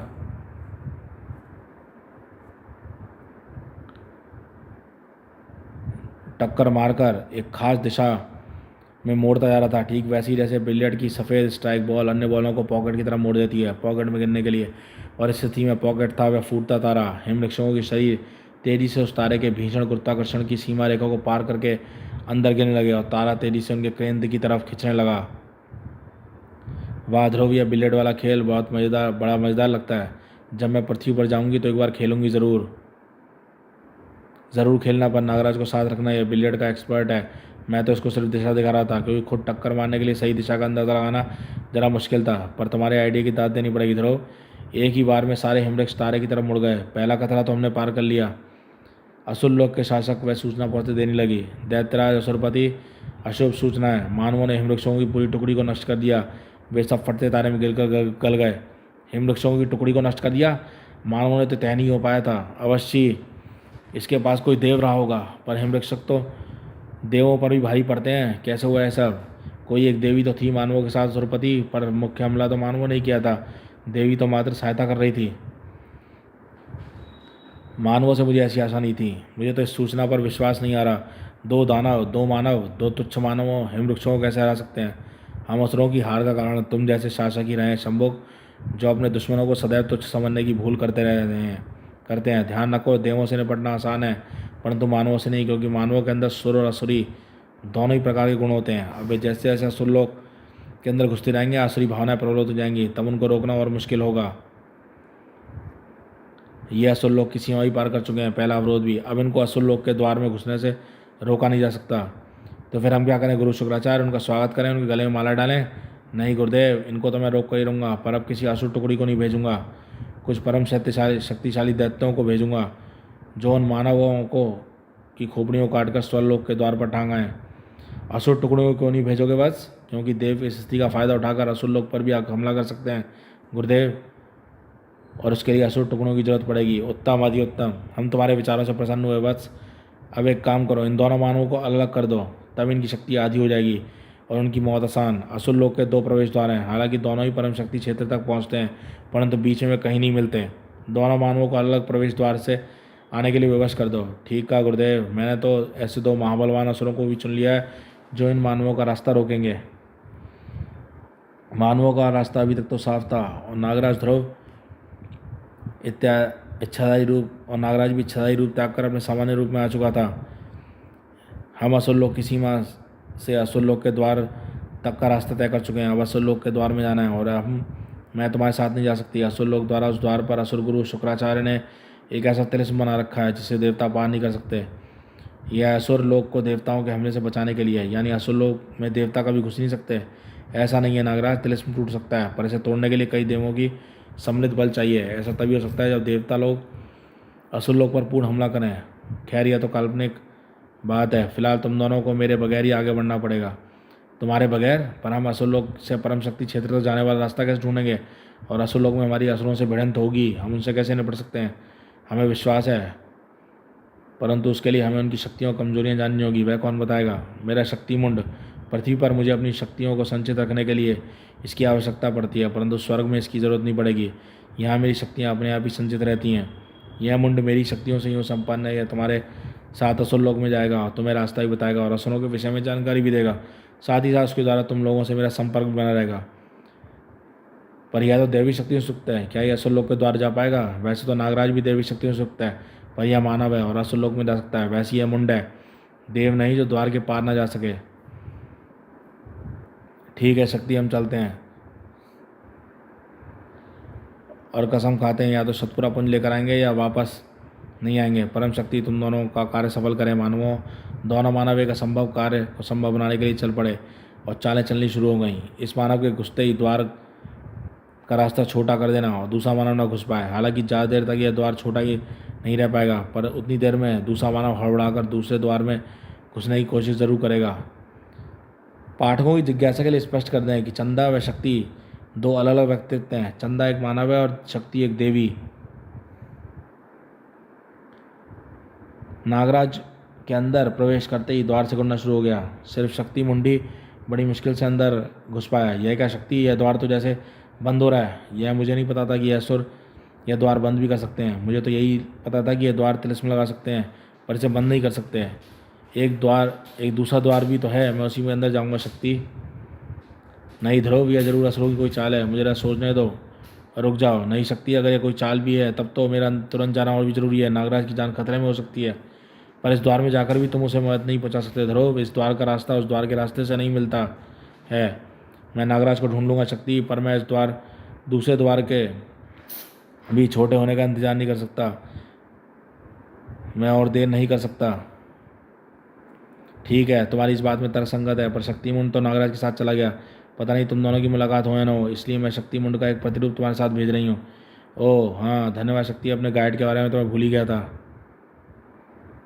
ध्रुव का शरीर दूसरे द्वार में शक्तिमुंड के साथ साथ धंसता चला गया और असुरराज की चाल कामयाब हो गई। नागराज ध्रुव अलग अलग हो गए थे। हाँ हाँ, बड़े हड़बड़ी में रहते हैं मानव, देखा हो गए ना अलग। अब दोनों मरेंगे, भयानक मौत बनेंगे। और ऐसे असुरों के हाथों मरेंगे जिनके हाथों कई देवता जिंदा लाश बनकर रह गए हैं। अमृत ने उनको मरने नहीं दिया और हम असुरों ने उनको जीने नहीं दिया। अब देखिए तमाशा गुरुदेव, दो चूहों की मौत का तमाशा शेरों के हाथों। तमाशा तो ज़रूर शुरू होने वाला था, पर चूहा कौन था और शेर कौन, इसका फैसला तो समय को ही करना था। यह मैं कहाँ गिरा। चारों तरफ का वातावरण चमकदार रोशनी से भरा है और मेरे शरीर में जलन हो रही है। शायद यहाँ के सूर्य के तारे की गर्मी काफ़ी तेज़ है। नहीं, मेरे शरीर पर ज़मीनी झरने की फुहार पड़ रही है और यह मेरे शरीर को गला रही है। यह एसिड की फुहार है, ये इस अम्लीय झरने की। मैं किस खतरनाक जगह पर आ गिरा हूँ। इससे पहले कि नागराज चारों तरफ नज़र दौड़ाकर स्थिति को समझ पाता, उसका शरीर हवा में उड़ गया। ओम्फ, यह क्या? यह तो कोई परछाई है, 3 आयामी होकर मुझ पर वार कर रही है। ऐसा हादसा मेरे साथ पहले भी हो चुका है, जब मेरी परछाई मुझ पर हमला कर बैठी थी, पर इस बार महात्मा कालदूत के हथियार कालसर्पी ने उसको वापस अपने स्थान पर पहुंचाकर मुझे बचाया था। लेकिन इस बार ना तो यहाँ महात्मा कालदूत हैं और ना ही कालसर्पी।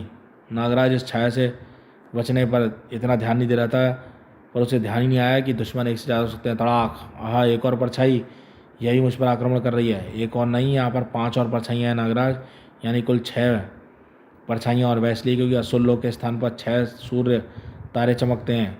सही कहा, और मेरी है ये परछाइयाँ, मेरी छैया छैया दैत्य की, जिसके सामने जो भी आया, देव यक्ष गंधर्व किन्नर, सिर्फ एक परछाई बनकर रह गया। बचो नागराज, अगर ये किरण तुम्हें छू गई तो तुम भी अपनी परछाइयों में सिमट कर रह जाओगे। यही शक्ति है छैया छैया की, अपनी परछाइयों से शिकार को घेरता है और फिर से परछाइयों में बदल देता है।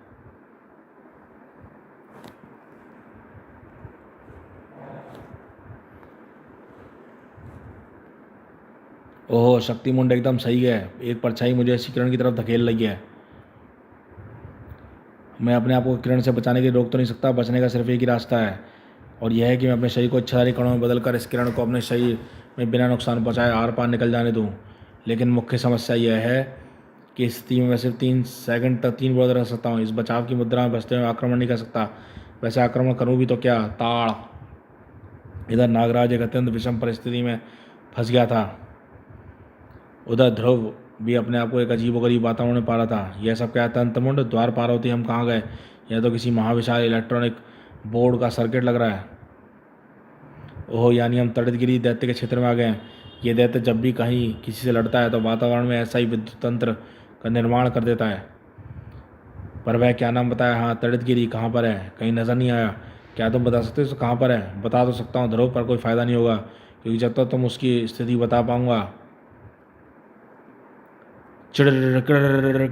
ही, तब तक वह तुम पर वार कर चुका होगा। देखा ध्रुव, यही दैत्य असल में विद्युत तरंग के अंदर विद्युत ऊर्जा के रूप में बहता है, और इसी कारण इसकी गति विद्युत गति के समान है। और इसी कारण जब तक मैं तुमको इसकी स्थिति बता पाऊंगा तब तक कई योजन दूरी तय कर चुका होगा। पर इससे निपटने का कोई ना कोई रास्ता तो होगा शक्तिमान। देवों ने कभी ना कभी तो इस दैत्य को मात दी होगी। कैसे हराया था उन्होंने तड़ितगिरी को? तड़ितगिरी को हराने का कोई और भी तरीका नहीं, मुझे नहीं मालूम है ध्रुव, क्योंकि आज तक देव कभी तड़ितगिरी को पराजित नहीं कर पाए। ओह, यानी तड़ितगिरी अभी तक अनडिफीटेड चैंपियन है। तब तक तो इसका कोई रास्ता समझ में ना आए। तब तक तो कोई ऐसा स्थान ढूंढना होगा जिसके आसपास कोई विद्युत यंत्र ना हो, यानी इस तंत्र के अंदर कोई खुली जगह, जैसे यह जगह। इस विद्युत तंत्र का कोई पुर्जा या तार यहाँ इतनी दूर है कि तड़ितगिरी जैसे यह जगह, इस विद्युत तंत्र का कोई भी पुर्जा या तार इतनी दूर है कि मैं तड़ितगिरी पुर्जे या तार से निकलकर मुझे छू नहीं सकता, यानी मैं थोड़ी देर के लिए सुरक्षित हूँ। नहीं ध्रुव, तुम कहीं पर भी सुरक्षित नहीं हो, क्योंकि तड़ितगिरी सिर्फ छूकर ही नहीं बल्कि दूर से भी ऊर्जा का वार कर सकता है। ऐसा तो मेरी जान निकाल लेगा। हर बार के साथ मेरी एनर्जी खत्म हो रही है।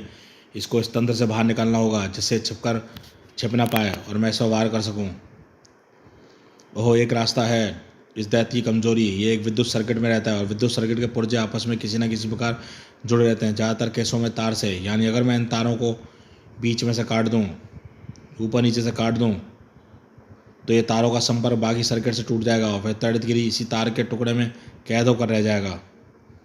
ऐसा नहीं होगा ध्रुव, देवता भी इस पर यह वार कर चुके हैं। तार का टुकड़ा गिरते ही इस विद्युत तंत्र के किसी न किसी भाग से तो टकराएगा ही, और वह स्पर्श होते ही तड़ितगिरी फिर से उस तंत्र में समा जाएगा। देखा, चला गया ना तड़ितगिरी फिर उस तंत्र के अंदर। ओहो, मैं इस तार को पकड़ के नहीं रख सकता, क्योंकि ऐसा करने से मैं खुद तड़ितगिरी के पास जाकर उसका काम, अपनी मौत दोनों ही को काम को आसान कर दूंगा। तुम यह काम नहीं कर सकते शक्तिमुंड। नहीं ध्रुव, मैं तुम्हारा पथ प्रदर्शक हूँ मात्र।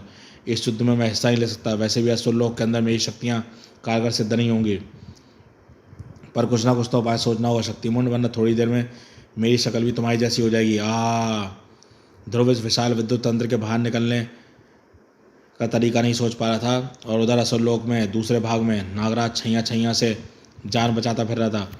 शक्तिमुंड, इस राक्षस की कोई तो कमजोरी बताओ। यहाँ पर आकर देवों द्वारा मेरी उड़ने की शक्ति भी समाप्त हो गई है, वरना मैं उड़कर इस दैत्य तक पहुंचकर अपनी विश्वंगार का प्रयोग कर सकता था। असुर लोक के इस भाग में देवों की कई शक्ति निष्क्रिय हो जाती है, और रही कमजोरी की बात, तो इस दैत्य की परछाइयों की एक ही कमजोरी है। अगर इन परछाइयों का स्पर्श इनके शरीर से हो जाए तो वह परछाइयाँ इसी के शरीर में समाकर समाप्त हो जाएंगी। वाह, बहुत अच्छा तरीका बताया। अब यही बता दो कि परछाइयों को पकड़ूं कैसे, और उसे पकड़कर छैया छैया के शरीर तक फेंकूं कैसे। यह सोचना तुम्हारा काम है नागराज। आखिर देवों ने मदद तुमसे मांगी है, मुझसे नहीं।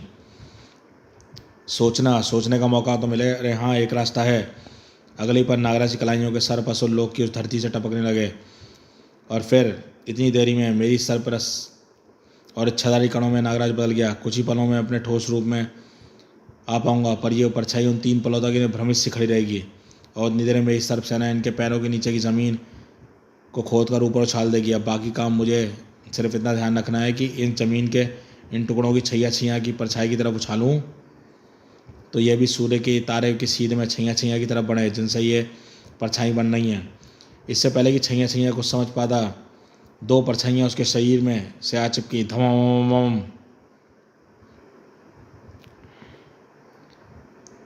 और 2 परछाइयाँ एक बार फिर असंतुलित छैया छैया की तरफ लपकीं, और फिर उसके चिपककर उसमें गुम हो गईं। अब सिर्फ 2 परछाइयाँ बची थीं। पर छैया छैया अब नागराज को कोई मौका नहीं देने वाला था। बस मानव, अब तू नहीं बचेगा। अपनी 4 गायब परछाइयों के बदले मैं तुझे अपनी परछाई बना लूँगा। ओहो, इसने तो हमले अचानक तेज कर दिए। अब तो यह मुझे भी अपना ध्यान परछाई से हटाकर खुद को बचाने में लगाना होगा। तुमने तो काफ़ी आश्चर्यजनक शक्तियाँ नागराज, तुम इसका प्रयोग क्यों नहीं करते? विश्वंकार, विषधन, सम्मोहन और इच्छाधारी शक्ति, इसमें से किसी शक्ति का तो प्रयोग करो। इन शक्तियों का प्रयोग करने के लिए छैया छैया काफ़ी दूर है शक्तिमुंड। और रही इच्छाधारी शक्ति की बात, तो इससे मेरा शरीर बड़ा हो जाएगा, और फिर कोई ना कोई किरण मुझे ढूंढते हुए निशाना बना ही लेगी। एक सूर्य तारा होता तो मैं ग्रहण लगने की दुआ मांगता, पर यहाँ पर तो 6 सूर्य तारे हैं। ग्रहण लगेगा भी तो कितनों पर ग्रहण। वाह शक्तिमुंड, तूने तो सचमुच अपनी खाली खोपड़ी का इस्तेमाल किया है। अगर इन सभी सूर्य तारों को ग्रहण लग जाए तो ये परछाइयाँ गायब हो जाएंगी। अब मुझे सिर्फ इन किरणों से बचना है, यानी तब मेरे जीतने की संभावनाएं बढ़ जाएंगी, और ये ग्रहण मेरी सर्प सेना फैलाएगी। और मेरे विशेष नागफनी सर्पों के नेतृत्व में, मेरे नागफनी सर्पों तुमको अति तीव्र गति से घूमते रहना होगा, ताकि ये सर्प चक्री काटती हवा में स्थिर रह सके, ठीक किसी हेलीकॉप्टर की तरह। हेलीकॉप्टर क्या? अच्छा, वह ध्वनि पृथ्वी पर उड़ने वाला उड़नयंत्र समझ गए। वेरी इंटेलिजेंट खाली खोपड़ी। पर यह ग्रहण सिर्फ छैया छैया के लिए लगेगा, सिर्फ कुछ पलों के लिए। छैया छैया को नागराज के इस वार का मतलब समझ में नहीं आया। ओह, नागराज के सर्प चक्री बनकर सिर्फ उन दोनों सूर्यों की रोशनी मुझ तक पहुँचाने से रोक रहे हैं, जिनकी परछाइयाँ भूमि पर बन रही हैं। परंतु मेरा वार सफल नहीं होगा नागराज। मैं सूर्य तारे को ग्रहण लगा रही तेरी नाग चक्रियों को पल भर में परछाई बनाकर अपने शरीर में संभाल लूँगा, और सूर्य तारे को फिर से आज़ाद हो जाएंगे। और उतनी देर में तू मेरा कुछ नहीं बिगाड़ पाएगा, क्योंकि तू दूर से वार कर नहीं सकता और उड़कर मुझ तक पहुँच नहीं सकता। यह छैया छैया कह तो सच रहा है, पर यह भूल रहा है कितनी देर तक ये खुद भी वार नहीं कर पाएगा, और ना ही मुझ पर वार करने के लिए इसकी परछाइयाँ मौजूद रहेंगी। और रही इतनी देर में मैं अपनी पहुंचने की बात, तो भी ये भी सत्य है कि यह मेरी उड़ सकने की शक्ति तो निष्क्रिय हो गई है, पर मैं विशाल का इच्छाधारी रूप धारण करके आराम से इस तक पहुंच सकता हूँ। इच्छाधारी नागराज का शरीर एक पल बीतने के साथ ही विशाल का रूप धारण करके छैया छैया के करीब पहुंच रहा था, और छैया छैया के काम पूरा करने पहले ही नागराज उन पर हमला बोल चुका था। फू और नागराज के अति तीव्र विस्फोटन ने छैया छैया को मारा तो बेहोश तो नहीं किया, पर उसके सिर को चकरा अवश्य दिया था। और इससे पहले कि छैया छैया अपने चकराते सिर को संभाल पाता, नागराज का विशाल मुक्का उसे उसी सूर्य में भेज चुका था जिसकी किरण उसे परछाई बनाने की इजाज़त दी थी। धम छैया छैया की आखिरी चीख के साथ ही शंबुक की चीख भी निकल आई। नहीं, यह नहीं हो सकता। छैया छैया मामूली मानव के हाथों नहीं मर सकता। जो देवों तक से पराजित नहीं हुआ, मानव के हाथों मृत्यु को प्राप्त हो गया। मानव अधिक खतरनाक सिद्ध हो रहे हैं, शायद इसलिए क्योंकि देवों की तरह चमत्कारी शक्तियाँ पास ना होने के कारण यह मानव बुद्धि का प्रयोग कर रहे हैं, और बुद्धि से ज़्यादा घातक हथियार और कुछ भी नहीं होता। खैर, देखते हैं दूसरा मानव क्या कर रहा है। जहाँ तक मैं जानता हूँ उसके पास कोई चमत्कारी शक्ति नहीं है। वह अपराजित तड़गिरीत के हाथों अवश्य मरेगा। शुक्राचार्य अपनी कई बात भूल रहे थे। बुद्धि से ज़्यादा चमत्कारी शक्ति और कोई नहीं होती, और यह शक्ति ध्रुव में कूट कूट कर भरी थी। विद्युत शक्तिमुंड, अगर यह विद्युत तंत्र है तो उसमें बहने वाली विद्युत का कोई ना कोई स्रोत तो अवश्य होगा। बताओ कहाँ पर है वह स्रोत? आओ वह भी दिखा देता हूँ, पर इससे कोई फायदा नहीं होगा, क्योंकि उस विद्युत स्रोत को किसी भी प्रकार से छू पाना असंभव है, और बिना छुए वह स्रोत नष्ट नहीं हो सकता। विद्युत तंत्र के अजीबोगरीब और टेढ़े मेढ़े रास्तों से ध्रुव पार करता हुआ शक्तिमुंड ध्रुव को विद्युत स्रोत तक ले गया। आहा, अद्भुत! यानी यह क्रिस्टल इस विद्युत तंत्र को विद्युत ऊर्जा देता है। अगर इसका संपर्क इस विद्युत तंत्र से जोड़ दिया जाए तो तंत्र में विद्युत बहनी बंद हो जाएगी और तड़ित की शक्तियाँ भी समाप्त हो जाएंगी। यह बात तो ठीक है ध्रुव, पर इतना आसान नहीं है। इस क्रिस्टल को स्पर्श किसी भी तरीके से नहीं किया जा सकता, वरना किसी प्रकार का संपर्क होते ही विद्युत का जानलेवा झटका छूने वाले को नहीं छोड़ेगा, और बिना स्पर्श किए उसे हटाया नहीं जा सकता। और उसको हटाने का तरीका बाद में सोच लेंगे, पर पहले तड़ित के से ध्यान बटाने का सोचो, वरना वह तुमको इतना मौका नहीं देगा कि तुम इस क्रिस्टल के आसपास भी फटक सको। आहा, यह पहले ध्यान दिलाना चाहिए था ना। पर इस तड़ित को क्या करूं? इसने तो विशाल विद्युत तंत्र में कभी भी इधर उधर घूमता रह सकता है। इसको किसी चक्कर में फंसाऊं तो कैसे? चक्कर? आहा, एक चक्कर तो है शक्तिमंड। तुम एक काम करो, मुझे विद्युत तंत्र का आखिरी छोर दिखाओ। अब भगवान से प्रार्थना करो क्रिस्टल से ज़्यादा दूर ना हो। दूर नहीं है, है तो पास में ही। पर तुम करना क्या चाहते हो? कभी विद्युत स्रोत दिखाओ, कभी सबसे दूर का बिंदु दिखाओ। तुमने मुझे सचमुच का गाइड समझ लिया है क्या? वो देखो, इस विद्युत तंत्र का आखिरी छोर, सबसे दूर का बिंदु। पर तुम यहाँ से बाहर नहीं जा सकते, इसका मुझे भी आभास है। शाबाश शक्तिमूर्ण, तेरे गाल पर जरा सी खाल होती तो मैं उसे ज़रूर चूम लेता। पर अब देखना यह है कि मेरे पास कितनी स्टार लाइन बची हैं। स्टार लाइन क्या? अच्छा, वह डोरी जिसको तुम लटक कर उड़ने की कोशिश करते हो, लेकिन यहाँ पर तो तुम अपने आप उड़ रहे हो। डोरी की आवश्यकता है? ओफ, इस डोरी को मैं बहुत सारे काम करता हूँ शक्तिमूर्ण। इस समय मैं इसका इस्तेमाल इस विद्युत तंत्र को शॉर्ट सर्किट करने के लिए कर रहा हूँ। Short circuit? वह क्या? अच्छा, जाने दो, अभी करोगे तो अपने आप पता चल जाएगा। दिल छोटा मत करो शक्तिमूर्ण, मैं तुमको समझा देता हूँ मैं क्या करने जा रहा हूँ। देखो, हर विद्युत तंत्र में विद्युत दो छोरों के बीच में है। वह बह सकती है, और विद्युत प्रवाह करने वाला छोर और दूसरा निष्क्रिय न्यूट्रल छोर। पृथ्वी पर हर दूसरे वाले छोर को पृथ्वी से सटा कर रखा जाता है, जिसे अर्थिंग करना कहते हैं। इस तंत्र में तड़ित ने भी हर दूसरे क्षेत्र में अर्थिंग दी हुई है, उस दूर ग्रह से इस विद्युत तंत्र के आखिरी छोर को जोड़कर। अब अगर इस न्यूट्रल छोर को और क्रिस्टल को जोड़ दिया जाए तो शॉर्ट सर्किट हो जाएगा और यह विद्युत तंत्र नष्ट हो जाएगा। समझे? नहीं समझे? वे देखो, मैंने अपने स्टार लाइनों को जोड़कर इतना लंबा कर दिया है कि वे क्रिस्टलों तक पहुंच जाएं। ध्रुव की स्टार लाइन ने निकलकर क्रिस्टल की तरफ लपकी और दोनों छोर आपस में जुड़ते ही पूरा विद्युत संयंत्र शॉर्ट सर्किट होने लगा। वाह, मैं शक्ति देवी से प्रार्थना करूंगा कि थोड़ा सा विज्ञान मुझे भी सिखा दे। यह तो जादू से भी अच्छा है, पर कोई खास फायदा नहीं होगा ध्रुव, क्योंकि तड़ित की एक नए विद्युत तंत्र को फिर से खड़ा कर देगा। मुझे भी इसका आभास है शक्तिमुंड, इसलिए दूसरा विद्युत तंत्र खड़ा होने से पहले ही मुझे इस क्रिस्टल को हटाना पड़ेगा। पर कैसे? बिना स्पर्श के वह कैसे हटेगा? इसका सिर्फ एक ही तरीका है, इसको एक ही बार में सफल बनाना है, क्योंकि दूसरा मौका मुझे नहीं मिलेगा। दूसरा मौका कैसा? अभी तो पहला मौका भी नहीं मिला। ऐसा कहते हैं शक्तिमंड, कहावत है। सिर्फ एक मौका इसलिए क्योंकि मेरे पास 2 स्टार लाइन बची हैं, बाकी तो शॉर्ट सर्किट में जलकर नष्ट हो गई। तुम स्टार लाइन से क्रिस्टल को हटाओगे? अरे, पल भर में क्रिस्टल से तुम्हारा स्पर्श होते ही तुम्हारा ढांचा तक नहीं बचेगा। ऐसा नहीं होगा शक्तिमंड, मैंने दोनों स्टार लाइन आपस में जोड़ दिए हैं, पर इससे पहले कि क्रिस्टल के दोनों जोड़ों को मैं ढीला करना होगा। हवा में सरसराते स्टार ब्लेड क्रिस्टल के चारों तरफ धंसकर जोड़ों को ढीला करने लगे। अब ध्रुव अपने वार के लिए तैयार था। वह जुड़ी स्टार लाइनों में एक स्टार लाइन का मुक्त छोर हवा को काटता हुआ क्रिस्टल में धंसने के लिए लपका, पर इससे पहले कि स्टार लाइन का स्पर्श क्रिस्टल से हो पाता, स्टार लाइनों का दूसरा सिरा हवा में तैर गया। उसका निशाना था विद्युत यंत्र का वह हिस्सा जो अब तक नहीं फटा था, पर जिसका फटना असंभव भावी था। स्टार लाइन ने अपने दोनों निशानों को अपने लपेटे में लिया और अगले ही पल विद्युत यंत्र का वह हिस्सा फट पड़ा जो उस धमाके को उस हिस्से को टुकड़े को हवा में उड़े और साथ ही स्टार लाइन भी खिंचते चले गए। और इस झटके के साथ क्रिस्टल ने अपनी जगह को खींचकर अंतरिक्ष में उछाल दिया और उस भूमिगत हिस्से में गुरुत्व बल ना मौजूद होने के कारण क्रिस्टल अंतरिक्ष में ही तैरता चला गया। वाह ध्रुव, कमाल कर दिया तुमने, तड़ित गिरित के विद्युत यंत्र को जड़ से ही उखाड़ दिया। दोस्तों, आपको ये साइंस जो लगाई है विद्युत को हटाने की, अगर आपको समझ में आई हो तो मुझे कमेंट बॉक्स में बताइएगा। कमाल होना तो अभी बचा है शक्तिमुंड, क्योंकि अब तड़ित गिरी इस यंत्र से बाहर आ जाएगा और फिर मैं उससे कैसे निपटूंगा ये मुझे नहीं पता। उसका तरीका सोचने की आवश्यकता नहीं है ध्रुव, क्योंकि तड़ित गिरी की शक्ति उसके शरीर में बहती हुई विद्युत थी। अब जब विद्युत ही समाप्त हो गई, तड़ित गिरी की शक्ति भी समाप्त हो गई। अब तो इसका तुम्हारा सिर्फ एक मुष्टि प्रहार ही इसके लिए पर्याप्त होगा। वाह, क्या बात बताई शक्तिमुंड, यह तो सचमुच ही एक बार से चित्त हो गया। अब तो तू गाल पर खाल उगा ही ले शक्तिमुंड। और शंभुक इस दृश्य पर यकीन नहीं कर सका। तड़ित गिरी परास्त हो गया, संभव, यह नहीं सकता, मुझे दृष्टि भ्रम हो रहा है। यह भ्रम नहीं शंभुक, दरअसल तुम वह देख रहे हो जो तुम नहीं देखना चाहते। ये दोनों मानव बुद्धि का प्रयोग करें, ब्रह्मांड के सबसे घातक अस्त्र का। मेरा सुझाव है कि तुम इनका रास्ता रोकने की कोशिश मत करो, इनको सीधा परम शक्ति के क्षेत्र में भेज दो और आशा करो कि परम शक्ति के क्षेत्र में वापस ना सके। अपने योद्धाओं की संख्या कम करने का कोई फायदा नहीं। आप ठीक कह रहे हैं गुरुदेव, मैं तुरंत असुर लोक के दोनों क्षेत्रों से परम शक्ति क्षेत्र जाने वाला द्वार खोल देता हूँ।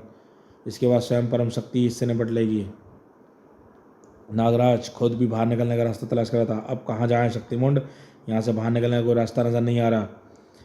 हर असुर का असुरलोक अपना एक क्षेत्र होता है नागराज, और इस क्षेत्र में वह असुरलोक अवरोध लगा सकता है, पर असुर परास्त हो जाता है तो द्वार अपने आप खुल जाता है। यहाँ भी ऐसा ही होना चाहिए। लो, हवा में एक द्वार खुल रहा है और इसी के पार जाना पड़ेगा, पर दूसरी तरफ क्या होगा यह मैं नहीं जान सकता। हमारे पास सोचने का वक्त नहीं है शक्तिमुंड, चलो। नागराज और शक्तिमुंड बिना सोचे समझे उस द्वार में प्रवेश कर गए। तड़ित गिरी के क्षेत्र से बाहर जाने वाला द्वार भी खुल गया। एक पल रुक जाओ ध्रुव, मैं जरा झांक कर देख लूँ उसके पार क्या है। हो सकता है हम उसके पार किसी खोलती भट्टी में जा न गिरें। ताक झांक बुरी बात है शक्तिमुंड, वैसे भी भट्टी और बर्फ, हमको द्वार के पार जाना ही है, आओ। दोनों ही द्वार एक ही क्षेत्र में खुलते थे। ध्रुव, नागराज, शुक्र है भगवान का कि तुम ठीक ठाक हो। हमको अलग अलग करना शायद असुरों की चाल थी, मुझे भी लगता है ध्रुव, पर वे सफल नहीं हो सके। ना वे तुमको नुकसान पहुँचा पाए ना मुझको, पर हम कहाँ गए हैं। जवाब एक दूसरे से जुड़कर एकाकार हो रहे शक्तिमुंडों से मिला। अरे, हम तो परम शक्ति के क्षेत्र में पहुंच गए नागराज। ध्रुव, बड़ी जल्दी आ गए हम यहाँ तक। अद्भुत स्थान लग रहा है ये। हम किस दिशा में जाएंगे शक्तिमुंड, कहाँ मिलेगा शतपुरापुंज। कहीं पर भी हो सकता है ध्रुव, पर वह दिखेगा तभी जब परम शक्ति चाहेंगी। तो फिर यह भी बता दो कि परम शक्ति साक्षात्कार कहाँ पर हो सकता है। परम शक्ति तो ब्रह्मांड के कण में रहती है नागराज, यहाँ पर भी हर जगह परम शक्ति है। जब वो उचित समझेंगी स्वयं प्रकट हो जाएंगी। और थोड़ा आगे बढ़ती नागराज ध्रुव स्तब्ध रह गए। ये लोग कौन है, ऐसे प्राणी कौन है। ये वो देव और असुर हैं जिन्होंने परम शक्ति की आज्ञा के बगैर इस क्षेत्र में घुसने की कोशिश की और शक्तियाँ पाने के लिए। ओहो, पर इनको हुआ क्या है। कहने को तो जीवित हैं, पर इनकी हर दो धड़कनों के बीच में पृथ्वी के समय के अनुसार कई करोड़ों वर्षों का अंतर है। यही इनकी सजा है, जीना परंतु मरते मरते।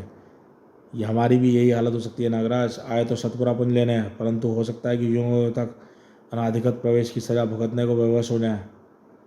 दंड तो तुमको अवश्य मिलेगा मानवों, परंतु पहले देवों की शक्ति से भरे शक्तिमुंड को सजा भुगतनी होगी, जिसने तुम मानवों को परम क्षेत्र में पहुंचने का रास्ता दिखाया है। या मैं जल रहा हूँ, तीव्र पीड़ा हो रही है, मुझे क्षमा परम शक्ति, मुझे क्षमा प्रदान करें परम शक्ति। ध्रुव नागराज उस दिशा की तरफ घूमे और अपने आप ही पहले की तरह उनके घुटने टेकते चले गए उनके सिर। आहा, एकाएक अत्यंत शांति का आभास हो रहा है। आपके दर्शन होते ही सारी इच्छाएं और कामनाएं समाप्त हो गईं। प्रणाम स्वीकार करें परम शक्ति। हमारे अपराध का दंड शक्तिमुंड को ना दें। यह तो मात्र पथ प्रदर्शक था। हमारे यहाँ पर आने का निर्णय हमारा अपना था, स्वतंत्र निर्णय, परंतु हमको दंड का भागी समझने से पहले हमारे आने का कारण जान लीजिए। हम यहाँ पर तुम शतपुरापुंज लेने आए हो, जिसकी तुमको जयंत को फिर से सामान्य रूप में ला सको। हमको पता है, वैसे तो यहाँ पर आने वाले हर प्राणी का सिर्फ एक ही दंड है, 2 बार 4 युगों तक की कैद। वह भी इसलिए क्योंकि वे सभी मुझसे किसी न किसी प्रकार की शक्ति मांगने आए थे, परंतु मैं अपने द्वारा रचित ब्रह्मांड में संतुलन चाहती हूँ। देव या दैत्य किसी को भी अतिरिक्त शक्ति देकर असंतुलन फैलाना नहीं चाहती, परंतु तुम स्वयं नहीं आए हो, देवों ने तुमको भेजा है और यह शक्ति तुमको स्वयं के लिए नहीं चाहिए, इसलिए देवों के लिए सतपुरा पुंज हम नहीं दे सकते। हाँ चूंकि पर तुम यहाँ आने के लिए अपने प्राणों की जो बाजी खेली है, हम उससे अति प्रसन्न है। तुम दोनों अपने लिए चाहे जो शक्ति मांग लो, चाहे पृथ्वी का राज, आकाश गंगा की संपत्ति या फिर अमृत, जो चाहे मांग लो। क्षमा करें परम शक्ति, परंतु हमको बुद्धि प्रदान करके आपने पहले से ही पर्याप्त शक्ति दे रखी है। अगर ब्रह्मांड ही नहीं रहेगा तो हम किसी भी शक्ति का क्या करेंगे। आपने हमें सतपुरन पुंज को ही अपने आशीर्वाद के रूप में प्रदान करें, ताकि हम आपकी इस ब्रह्मांड की रचना को नष्ट होने से बचा सकें। यहाँ पे सबसे उत्तम बात कही थी नागराज ध्रुव ने, तुम्हारे कार्य तो हम स्वयं भी यह कार्य तो हम स्वयं भी कर सकते हैं, फिर भी तुमको सद्गुणापन सौंपने की आवश्यकता है। अगर आपको यह कार्य करना होता तो यह कार्य आप बहुत पहले कर दिया होता है। स्पष्ट है कि देव और असुर दोनों ही आपके लिए दो पुत्रों के समान है। इस कारण देवों को या असुरों का पक्ष लेना आपके लिए कठिन है। धन्य हो मानव, आज मुझे आभास हो रहा है कि मेरी रचना मानव भी मेरा तीसरा पुत्र बनने के सर्वथा योग्य है। तुम्हारे स्वार्थ रहित स्वभाव और तर्क संगत वार्तालाप ने मुझे प्रसन्न कर दिया है, परंतु बिना परीक्षा लिए हम तुम्हारे हाथों में सतपुरापन नहीं सौंप सकते। एक अंतिम परीक्षा तो तुमको देनी होगी। देखो यह है सतपुरापन का वृक्ष। इसमें सतपुरापन के 100 प्रकार के लगे हुए हैं। यह वृक्ष कुछ समय तक ही प्रकट रहेगा और कुछ समय में तुमको सतपुरापन का वह प्रकार ढूंढ निकालना है जो तुम्हारे मतलब का है। परंतु परम शक्ति तो अदृश्य हो गई, पर भाई मेरी जान बख्शती गई। तुम दोनों का बहुत बहुत धन्यवाद, वरना कम से कम 2-3 युगों तक मैं इस तरह जलन को भोगता रहता। इतने अभाई हो तो कुछ काम करके दिखाओ। वहाँ पर तो 100 सतपुरापुंज है, बताओ इनमें से हमारे मतलब का सतपुरापुंज कौन सा है, और वह भी जल्दी से जल्दी। कहीं ये पेड़ अदृश्य हो गया तो सारी यात्रा बेकार हो जाएगी। कैसे पता लगाऊं? किसी भी एक सतपुरापुंज को स्पर्श करते ही मेरी सारी शक्ति नष्ट हो जाएगी, दूसरे को तो मैं जांच भी नहीं पाऊंगा। फिर क्या करें? ये सारे तो देखने में एक जैसे लग रहे हैं। बन गया काम। ध्रुव, हमको वही खास सतपुरापुंज चाहिए जयंत के विराट रूप की शक्ति को नष्ट कर दे, और वही शक्ति जिसने मेरे रक्त में घुली शक्ति से तैयार किया गया। मैं विराट छाई रूप धारण करूंगा और एक एक करके पुंजों को छूंगा। जो पुंज मेरे रूप को छोटा कर देगा वही हमारे मतलब का सतपुरा पुंज होगा, इच्छाधारी नागराज। परंतु नागराज से तुम्हारी सारी इच्छाधारी शक्ति नष्ट हो जाएगी और वह तुमको फिर शायद कभी नहीं मिलेगी। कोई बात नहीं ध्रुव, यह तो सिर्फ इच्छाधारी शक्ति है। इस अभियान की सफलता के लिए तो मैं अपनी जान भी कुर्बान कर सकता हूँ। विराट इच्छाधारी नागराज तेज गति से वृक्ष में लटके सतपुरा पुंज को छूने लगा और 52वें प्रयास में उसकी कोशिश रंग ले आई। मेरी इच्छा शक्ति नष्ट हो गई है ध्रुव, मेरा आकार अपने आप छोटा होता जा रहा है। यानी यही है वह सतपुरापुंज, वह रूप जिसकी हमें तलाश है। ले चलो इसे। तुम ही इसे क्यों नहीं उठा लेते नागराज? देवों तक इस सतपुरा धन को ले जाने का श्रेय तुमको मिलना चाहिए। मेरे अंदर कुछ और भी देवी शक्तियाँ हैं ध्रुव। मैं अगर ज़्यादा देर इस पुंज को साथ रहा तो वह भी नष्ट हो जाए। शायद मैं खतरा मोल नहीं ले सकता। हो सकता है कि वापस लौटने में हमारा फिर से असुरों से टकराव हो और हमको इसकी आवश्यकता पड़ सकती है। नहीं नागराज, परम शक्ति क्षेत्र तक आने का रास्ता अवश्य असुर लोक से होकर जाता है, परंतु जाने का रास्ता नहीं। परम शक्ति के क्षेत्र से ब्रह्मांड के हर कोने में सीधा जा सकता है बिना किसी अवरोध के। वाह, यानी हम बगैर असुर लोक के जयंत के विशाल शरीर तक पहुँच सकते हैं। हाँ, चाहो तो पृथ्वी पर ही पहुँच सकते हो, स्वर्ग तक, या बस हमको सिर्फ जयंत के शरीर तक पहुँचने का रास्ता दिखाओ। देवताओं में बेचैनी बढ़ती जा रही थी। अब तक मानवों को कुछ पता नहीं चला। गुरुदेव, कहीं मैं असुरों के हाथों मृत्यु को प्राप्त नहीं हो गए या बंधक बना लिए गए हूँ? नहीं इंद्र, ऐसा होता तो असुर लोक में हर्ष की लहर दौड़ जाती। ऐसा कोई संकेत नहीं मिल रहा है। धैर्य का दामन मत छोड़ो, जो होगा अच्छा ही होगा। और असुर लोक के शंभु के क्रोध से थरथर काँप उठा था। जो कई हजार युगों में नहीं हुआ वह आज हो गया। गुरुदेव, परम शक्ति के क्षेत्र में आकर 2 प्राणी जीवित वापस आ रहे हैं, वे भी सतपुरा पुंज लेकर। कुछ करना होगा, बस जल्दी कुछ करना होगा, वरना हमारी सारी योजना में पानी फिर जाएगा। बस गुरुदेव, अब और कुछ नहीं सोचेंगे और ना ही कुछ सलाह देंगे। पानी गले के ऊपर तक आ गया है। अब असुरा शंभुक खुद जाएगा। इन मानवों को मौत के घाट उतारना है। जयंत को मैं कभी छोटा नहीं होने दूंगा, कभी नहीं। सुनो शंभुक, रुको, जोश में मत जाओ। उफ, अब ये नहीं रुकेगा। असुराज शंभुक ने स्वयं हमले की कमान संभाल ली थी और उन मानवों को समाप्त करने की जिनका इस वक्त स्वागत हो रहा था। एक महादुष्ट अभियान को सफलतापूर्वक पूरा करके सकुशल वापस आने की खुशी में मुझे तो अपनी आंखों को भरोसा नहीं हो रहा कि तुम दोनों सतपुरा पुंज को लेकर वापस आ गए। इस वक्त मुझे अपने आप पर सिर्फ इसलिए गर्व है कि मेरा चुनाव गलत सिद्ध नहीं हुआ।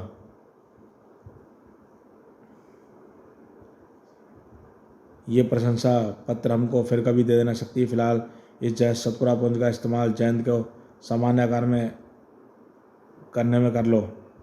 यह तो मामूली सा काम है। सतपुरा पुंज को जयंत के मुख के या नाक के अंदर डालना है ताकि जयंत के शरीर के अंदर द्विगुणित होने वाली शक्ति को नष्ट कर दे और फिर साथ ही इस शक्ति द्वारा खुद भी नष्ट हो जाए। जयंत के अंदर की शक्ति नष्ट नहीं होगी। अगर कोई नष्ट होगा तो तुम तीनों शंभुक के हाथों। ध्रुव, नागराज बचो। अब यह नया असुर कहाँ से आ गया? शक्ति, इसकी हिम्मत तो देखो। हमारे साथ, तुमको हमारे साथ देखकर भी हमें हमला करने की हिम्मत कर रहा है। खैर अभी थोड़ी देर बाद बचने की कोशिश करता नजर आएगा। बचना है उसे नहीं, हमको है। ध्रुव नागराज, ये महाशक्तिशाली असुर शंभुक है। इसकी शक्ति से तो पूरा स्वर्गलोक थरथर कांपता है। तो फिर हम क्या करें? तुम दोनों जयंत के मुख तक जाकर सतपुरा पंच के अंदर डालो, तब तक मैं इसको रोके रखता हूँ। तू मेरे सामने क्या टिकेगी? शक्ति, तेरी ऊष्मा को पल भर में राख का ढेर बना दूंगा। परंतु मेरा पहला कार्य सतपुरा पंच को नष्ट होने से रोकना है। मैं तो चला मानवों के पीछे। शक्ति तुझे उन मानवों के पीछे जाने देगी तब जाएगा ना शंभुक। शक्ति के अनेक रूपों ने शंभुक को चारों से घेर कर वार करना शुरू कर दिया, परंतु शंभुक उन सभी अग्नि लहरों को पानी की तरह पी गया और फिर वह अग्नि लहरें एकजुट होकर शक्ति की तरफ लपकी। आहा, यह प्रचंड ऊष्मा से तो मुझे तुरंत सुलगाई दे रही है। आहा, अब तू सुलगती रह सकती, पर घबरा मत, तेरी यातना ज़्यादा देर तक नहीं चलेगी, क्योंकि मैं वापस आकर सबसे पहले तुझे ही समाप्त करूंगा। नागराज ध्रुव को बीच में रुक जाना पड़ा। शंभुक, असुरराज शंभुक, बोलो क्षीणो। मन तो कर रहा है कि तुम दोनों को भी मसल दूं, पर अब देवताओं का समूह आता ही होगा, पर उससे पहले मुझे सतपुरा पुंज को नष्ट करना होगा। सतपुरा पुंज को तुम नष्ट नहीं कर सकते शंभुक, यह परम शक्ति की शक्ति है। शक्ति नहीं, शक्ति काट बोलो मानवों। मानव, मैं इस पर अपनी शक्तियों से वार करूंगा। यह मेरी शक्तियों को काटता चला जाएगा, साथ ही इसकी शक्तियाँ भी नष्ट होती चली जाएंगी। आहा, पर इससे तो तुम्हारी शक्तियाँ भी नष्ट हो जाएंगी शंभुक। फिर तुम देवताओं से कैसे लड़ोगे? ऐसा मत करो। मुझे समझा मत मानव। मेरी शक्तियाँ नष्ट तो जरूर होंगी, पर मैं देवताओं के आने से पहले ही काम करके यहाँ से निकल लूँगा और फिर गुरु शुक्राचार्य के यज्ञ से मेरी शक्तियाँ फिर से मेरे शरीर में उत्पन्न कर देंगे। शंभुक की आंखों से किरणें निकलकर सतपुरा पुंज पर गिरती रहीं। शंभुक और सतपुरा पुंज दोनों ही शक्ति एक दूसरे को काट कर समाप्त कर रही थी, और तब तक सतपुरा पुंज की चमक पूरी तरह समाप्त नहीं हो गई। हा हा, शंभुक सफल हुआ। सतपुरा पुंज की शक्ति नष्ट हो गई। अब जयंत को ठीक कर सकने की शक्ति सिर्फ असुरों के पास है। अब उसका प्रयोग हम तभी करेंगे जब देवता घुटने टेक देंगे। हा हा हा हा। ओह, सब खत्म हो गया ध्रुव। हमारी सारी मेहनत, देवताओं की आशाएं, ब्रह्मांड की टिकी सारी उम्मीदें एक साथ समाप्त हो गई। तुमने इसका प्रलाप शायद ध्यान से नहीं सुना नागराज। जयंत को सामान्य आकार कर सकने की शक्ति इसके पास है। बस हमको इतना पता करना है कि असुरों को शक्ति का प्रयोग करने में मजबूर कर दें, पर हमें करेंगे कैसे? ध्यान से सुनो। ध्रुव नागराज को अपनी योजना समझाता चला गया और अगले ही पल दोनों शंभुक पर एक साथ टूट पड़े। तूने अपनी शक्तियों को नष्ट करवा के बहुत बड़ी गलती की शंभुक। अब हम तुमको देवताओं के आने तक यहाँ से जाने नहीं देंगे।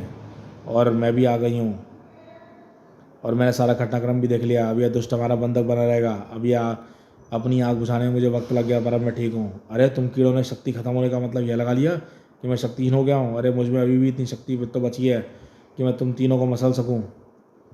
ध्रुव शक्ति से जूझता हुआ शंभुक यह नहीं देख पाया कि नागराज क्या करने जा रहा है। ध्रुव शक्ति शंभुक का ध्यान बटा रहे हैं। मुझे इतनी देर में अपने सर्पों की एक नली बनाकर एक सिरा जयंत के शरीर में प्रविष्ट कराना है और दूसरा सिरा शंभुक के जिस्म में। मेरे सर्प चबा चबा कर शंभुक के जिस्म के अंदर जाकर रास्ता बना लेंगे। फिर विशाल जयंत के शरीर का खून दबाव मारता हुआ शंभुक के शरीर के अंदर प्रविष्ट हो जाएगा और जयंत के खून में मिली हुई शक्तियाँ शंभुक के अंदर पहुंचकर वैसे ही असर पैदा करेंगी जयंत के शरीर में हो रहा है। आहा, यह क्या? तेरी मौत है शंभुक। अब तू भी जयंत की तरह विशाल होता जा रहा है, फिर बेहोश होकर अनंत काल तक इसी अवस्था में पड़ा रहेगा। जब तक हम जयंत को ठीक करने का कोई और रास्ता सोच लेंगे। अरे मैं तो सचमुच बड़ा हो रहा हूँ। जयंत की तरह मेरी शक्ति की कोशिकाएं भी द्विगुणित हो रही हैं। मुझे चक्कर भी आ रहे हैं। जल्दी मैं बेहोश हो जाऊंगा। नहीं नहीं नहीं, गुरुदेव मुझे बचाओ। दिव्य दृष्टि से देख रहे गुरुदेव शुक्राचार्य क्रोध उठ रहे। मूर्ख कहीं का, मुझसे बगैर विचार विमर्श किए निकल गया। अब भुगत रहा है, मैं क्या करूं? शंभुक के लिए शक्ति का काट प्रयोग नहीं कर सकता तो जयंत वाली द्विगुण शक्ति को भी काट देगा, क्योंकि दोनों ही एक शक्तियाँ हैं। सिर्फ एक ही रास्ता है, इससे पहले कि शंभुक बेहोश होकर देवताओं का बंधक बन जाए, मुझे शक्ति काट का प्रयोग करके करना ही पड़ेगा। ओम चंड मुंड कपालिके शक्ति प्रदानम करोति। ओम नष्ट भवति शक्ति नष्टम भवति समापनम। शुक्राचार्य के हाथों से शक्ति काट की किरणें निकलकर जयंत के विशाल शरीर के मुख में विशाल हो रहे शंभुक के मुख में प्रवेश करके द्विगुणित होकर शक्ति को नष्ट करने लगी और दोनों के शरीर तेजी से सामान्य रूप में आने लगे। और साथ ही साथ शंबुक का शरीर भी गायब होने लगा। ओहो, लगता है गुरु शुक्राचार्य अपनी शक्तियों से शंबुक को दूर प्रेषित कर रहे थे। अब हम उसे नहीं पकड़ सकते। ओफ, उसका भाग जाना ही बेहतर है शक्ति। अब वह हमको मुंह दिखाने लायक भी नहीं रहा। देवराज, देवराज यानी देवराज इंद्र, ओहो, हमारा प्रणाम स्वीकार करें। देवराज, हम तुम्हारा प्रणाम स्वीकार करने के योग्य नहीं रहे। मानवो, आज तुमने देवताओं की सहायता नहीं बल्कि देवताओं की रक्षा की है। हाँ, पर हम तुम्हारा धन्यवाद ज़रूर अदा करेंगे। हमको पता है कि असुरों की ये योजना कलयुग को हमेशा के लिए स्थिर रखने की थी, पर जो काम सतयुग, त्रेता और द्वापर में न हो सका, कलयुग में हो गया। सिर्फ मानवों के हाथों असुरों की पराजय। अब हम कभी तुम्हारे काम आ सके तो सिर्फ तुम्हें हमारा ध्यान करने की आवश्यकता है। हम तुरंत उपस्थित हो जाएंगे। अब काली के रूप में आने वाली शक्ति वैसी तुमको पृथ्वी पर वापस पहुंचा देगी जैसे यहाँ लेकर आई थी। देवों के धन्यवाद सहित हमारे पुत्र को बचाने के लिए हमारा व्यक्तिगत धन्यवाद भी स्वीकार करें। विदा। स्वर्गलोक में तो शांति छा गई थी, परंतु असुर लोक में शांति का रास्ता। आइए यह क्या करें गुरुदेव, मैं तो असुरराज हूँ। असुरराज, आप मुझे किसी शिशु की तरह मार रहे हैं। चटाक। असुरराज, तू तो सुअरराज होने के योग्य भी नहीं है। बिना मुझे बताए भाग खड़ा हुआ शतपुरापन को नष्ट करने, और हमारी सारी योजना को नष्ट करके वापस आ गया।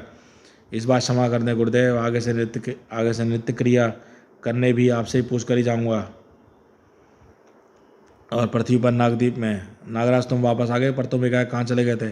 तुम सकुशल तो हो ना? सकुशल हूँ, पर आप सबसे इस बात के लिए क्षमा चाहता हूँ कि आपकी इच्छा शक्ति का अंश मुझसे कहीं खो गया है, और उसके हर जाने के रूप में आप जो कहेंगे मैं करने को तैयार हूँ। या तुम क्या कह रहे हो नागराज? हमारी इच्छा शक्ति तो अपने आप ही हमारे पास शरीर में से आ गई थी। हम तो सोच रहे थे कि तुम आओगे तो हम तुमसे पूछेंगे ऐसा कैसे हो गया। यह अवश्य परम शक्ति की कृपा के फलस्वरूप हुआ है। उन्होंने मुझे धर्म संकट में पड़ने से बचा लिया। आपको शत शत बार नमस्कार है परम शक्ति। और राजनगर में, अरे अभी भी तो तुम यहाँ नहीं थे। फिर तुम्हारी खोज में मैंने सोफे तक उधेड़ डाले, दरवाजे की घंटी तक नहीं बजी, और खिड़की से कूद कर आते तो क्या? खैर छोड़ो, बताओ इस बार राजनगर को बचाया या पृथ्वी को, ब्रह्मांड को? देवताओं ने बुलाया था। हाँ ही बन गई पिक्चर नई, गपोड़ी नंबर 1। हा हा हा हा हा हा हा हा हा हा हा हा हा ही या हा हा हा। समाप्त। तो दोस्तों, ये शानदार कलयुग कॉमिक्स मल्टी स्टार यहीं पे समाप्त होती है। ये कॉमिक्स आपको कैसी लगी हमें बताइएगा। चैनल पर फर्स्ट टाइम आए हैं तो चैनल को सब्सक्राइब कर लीजिए ऐसी औसम कॉमिक्स के लिए।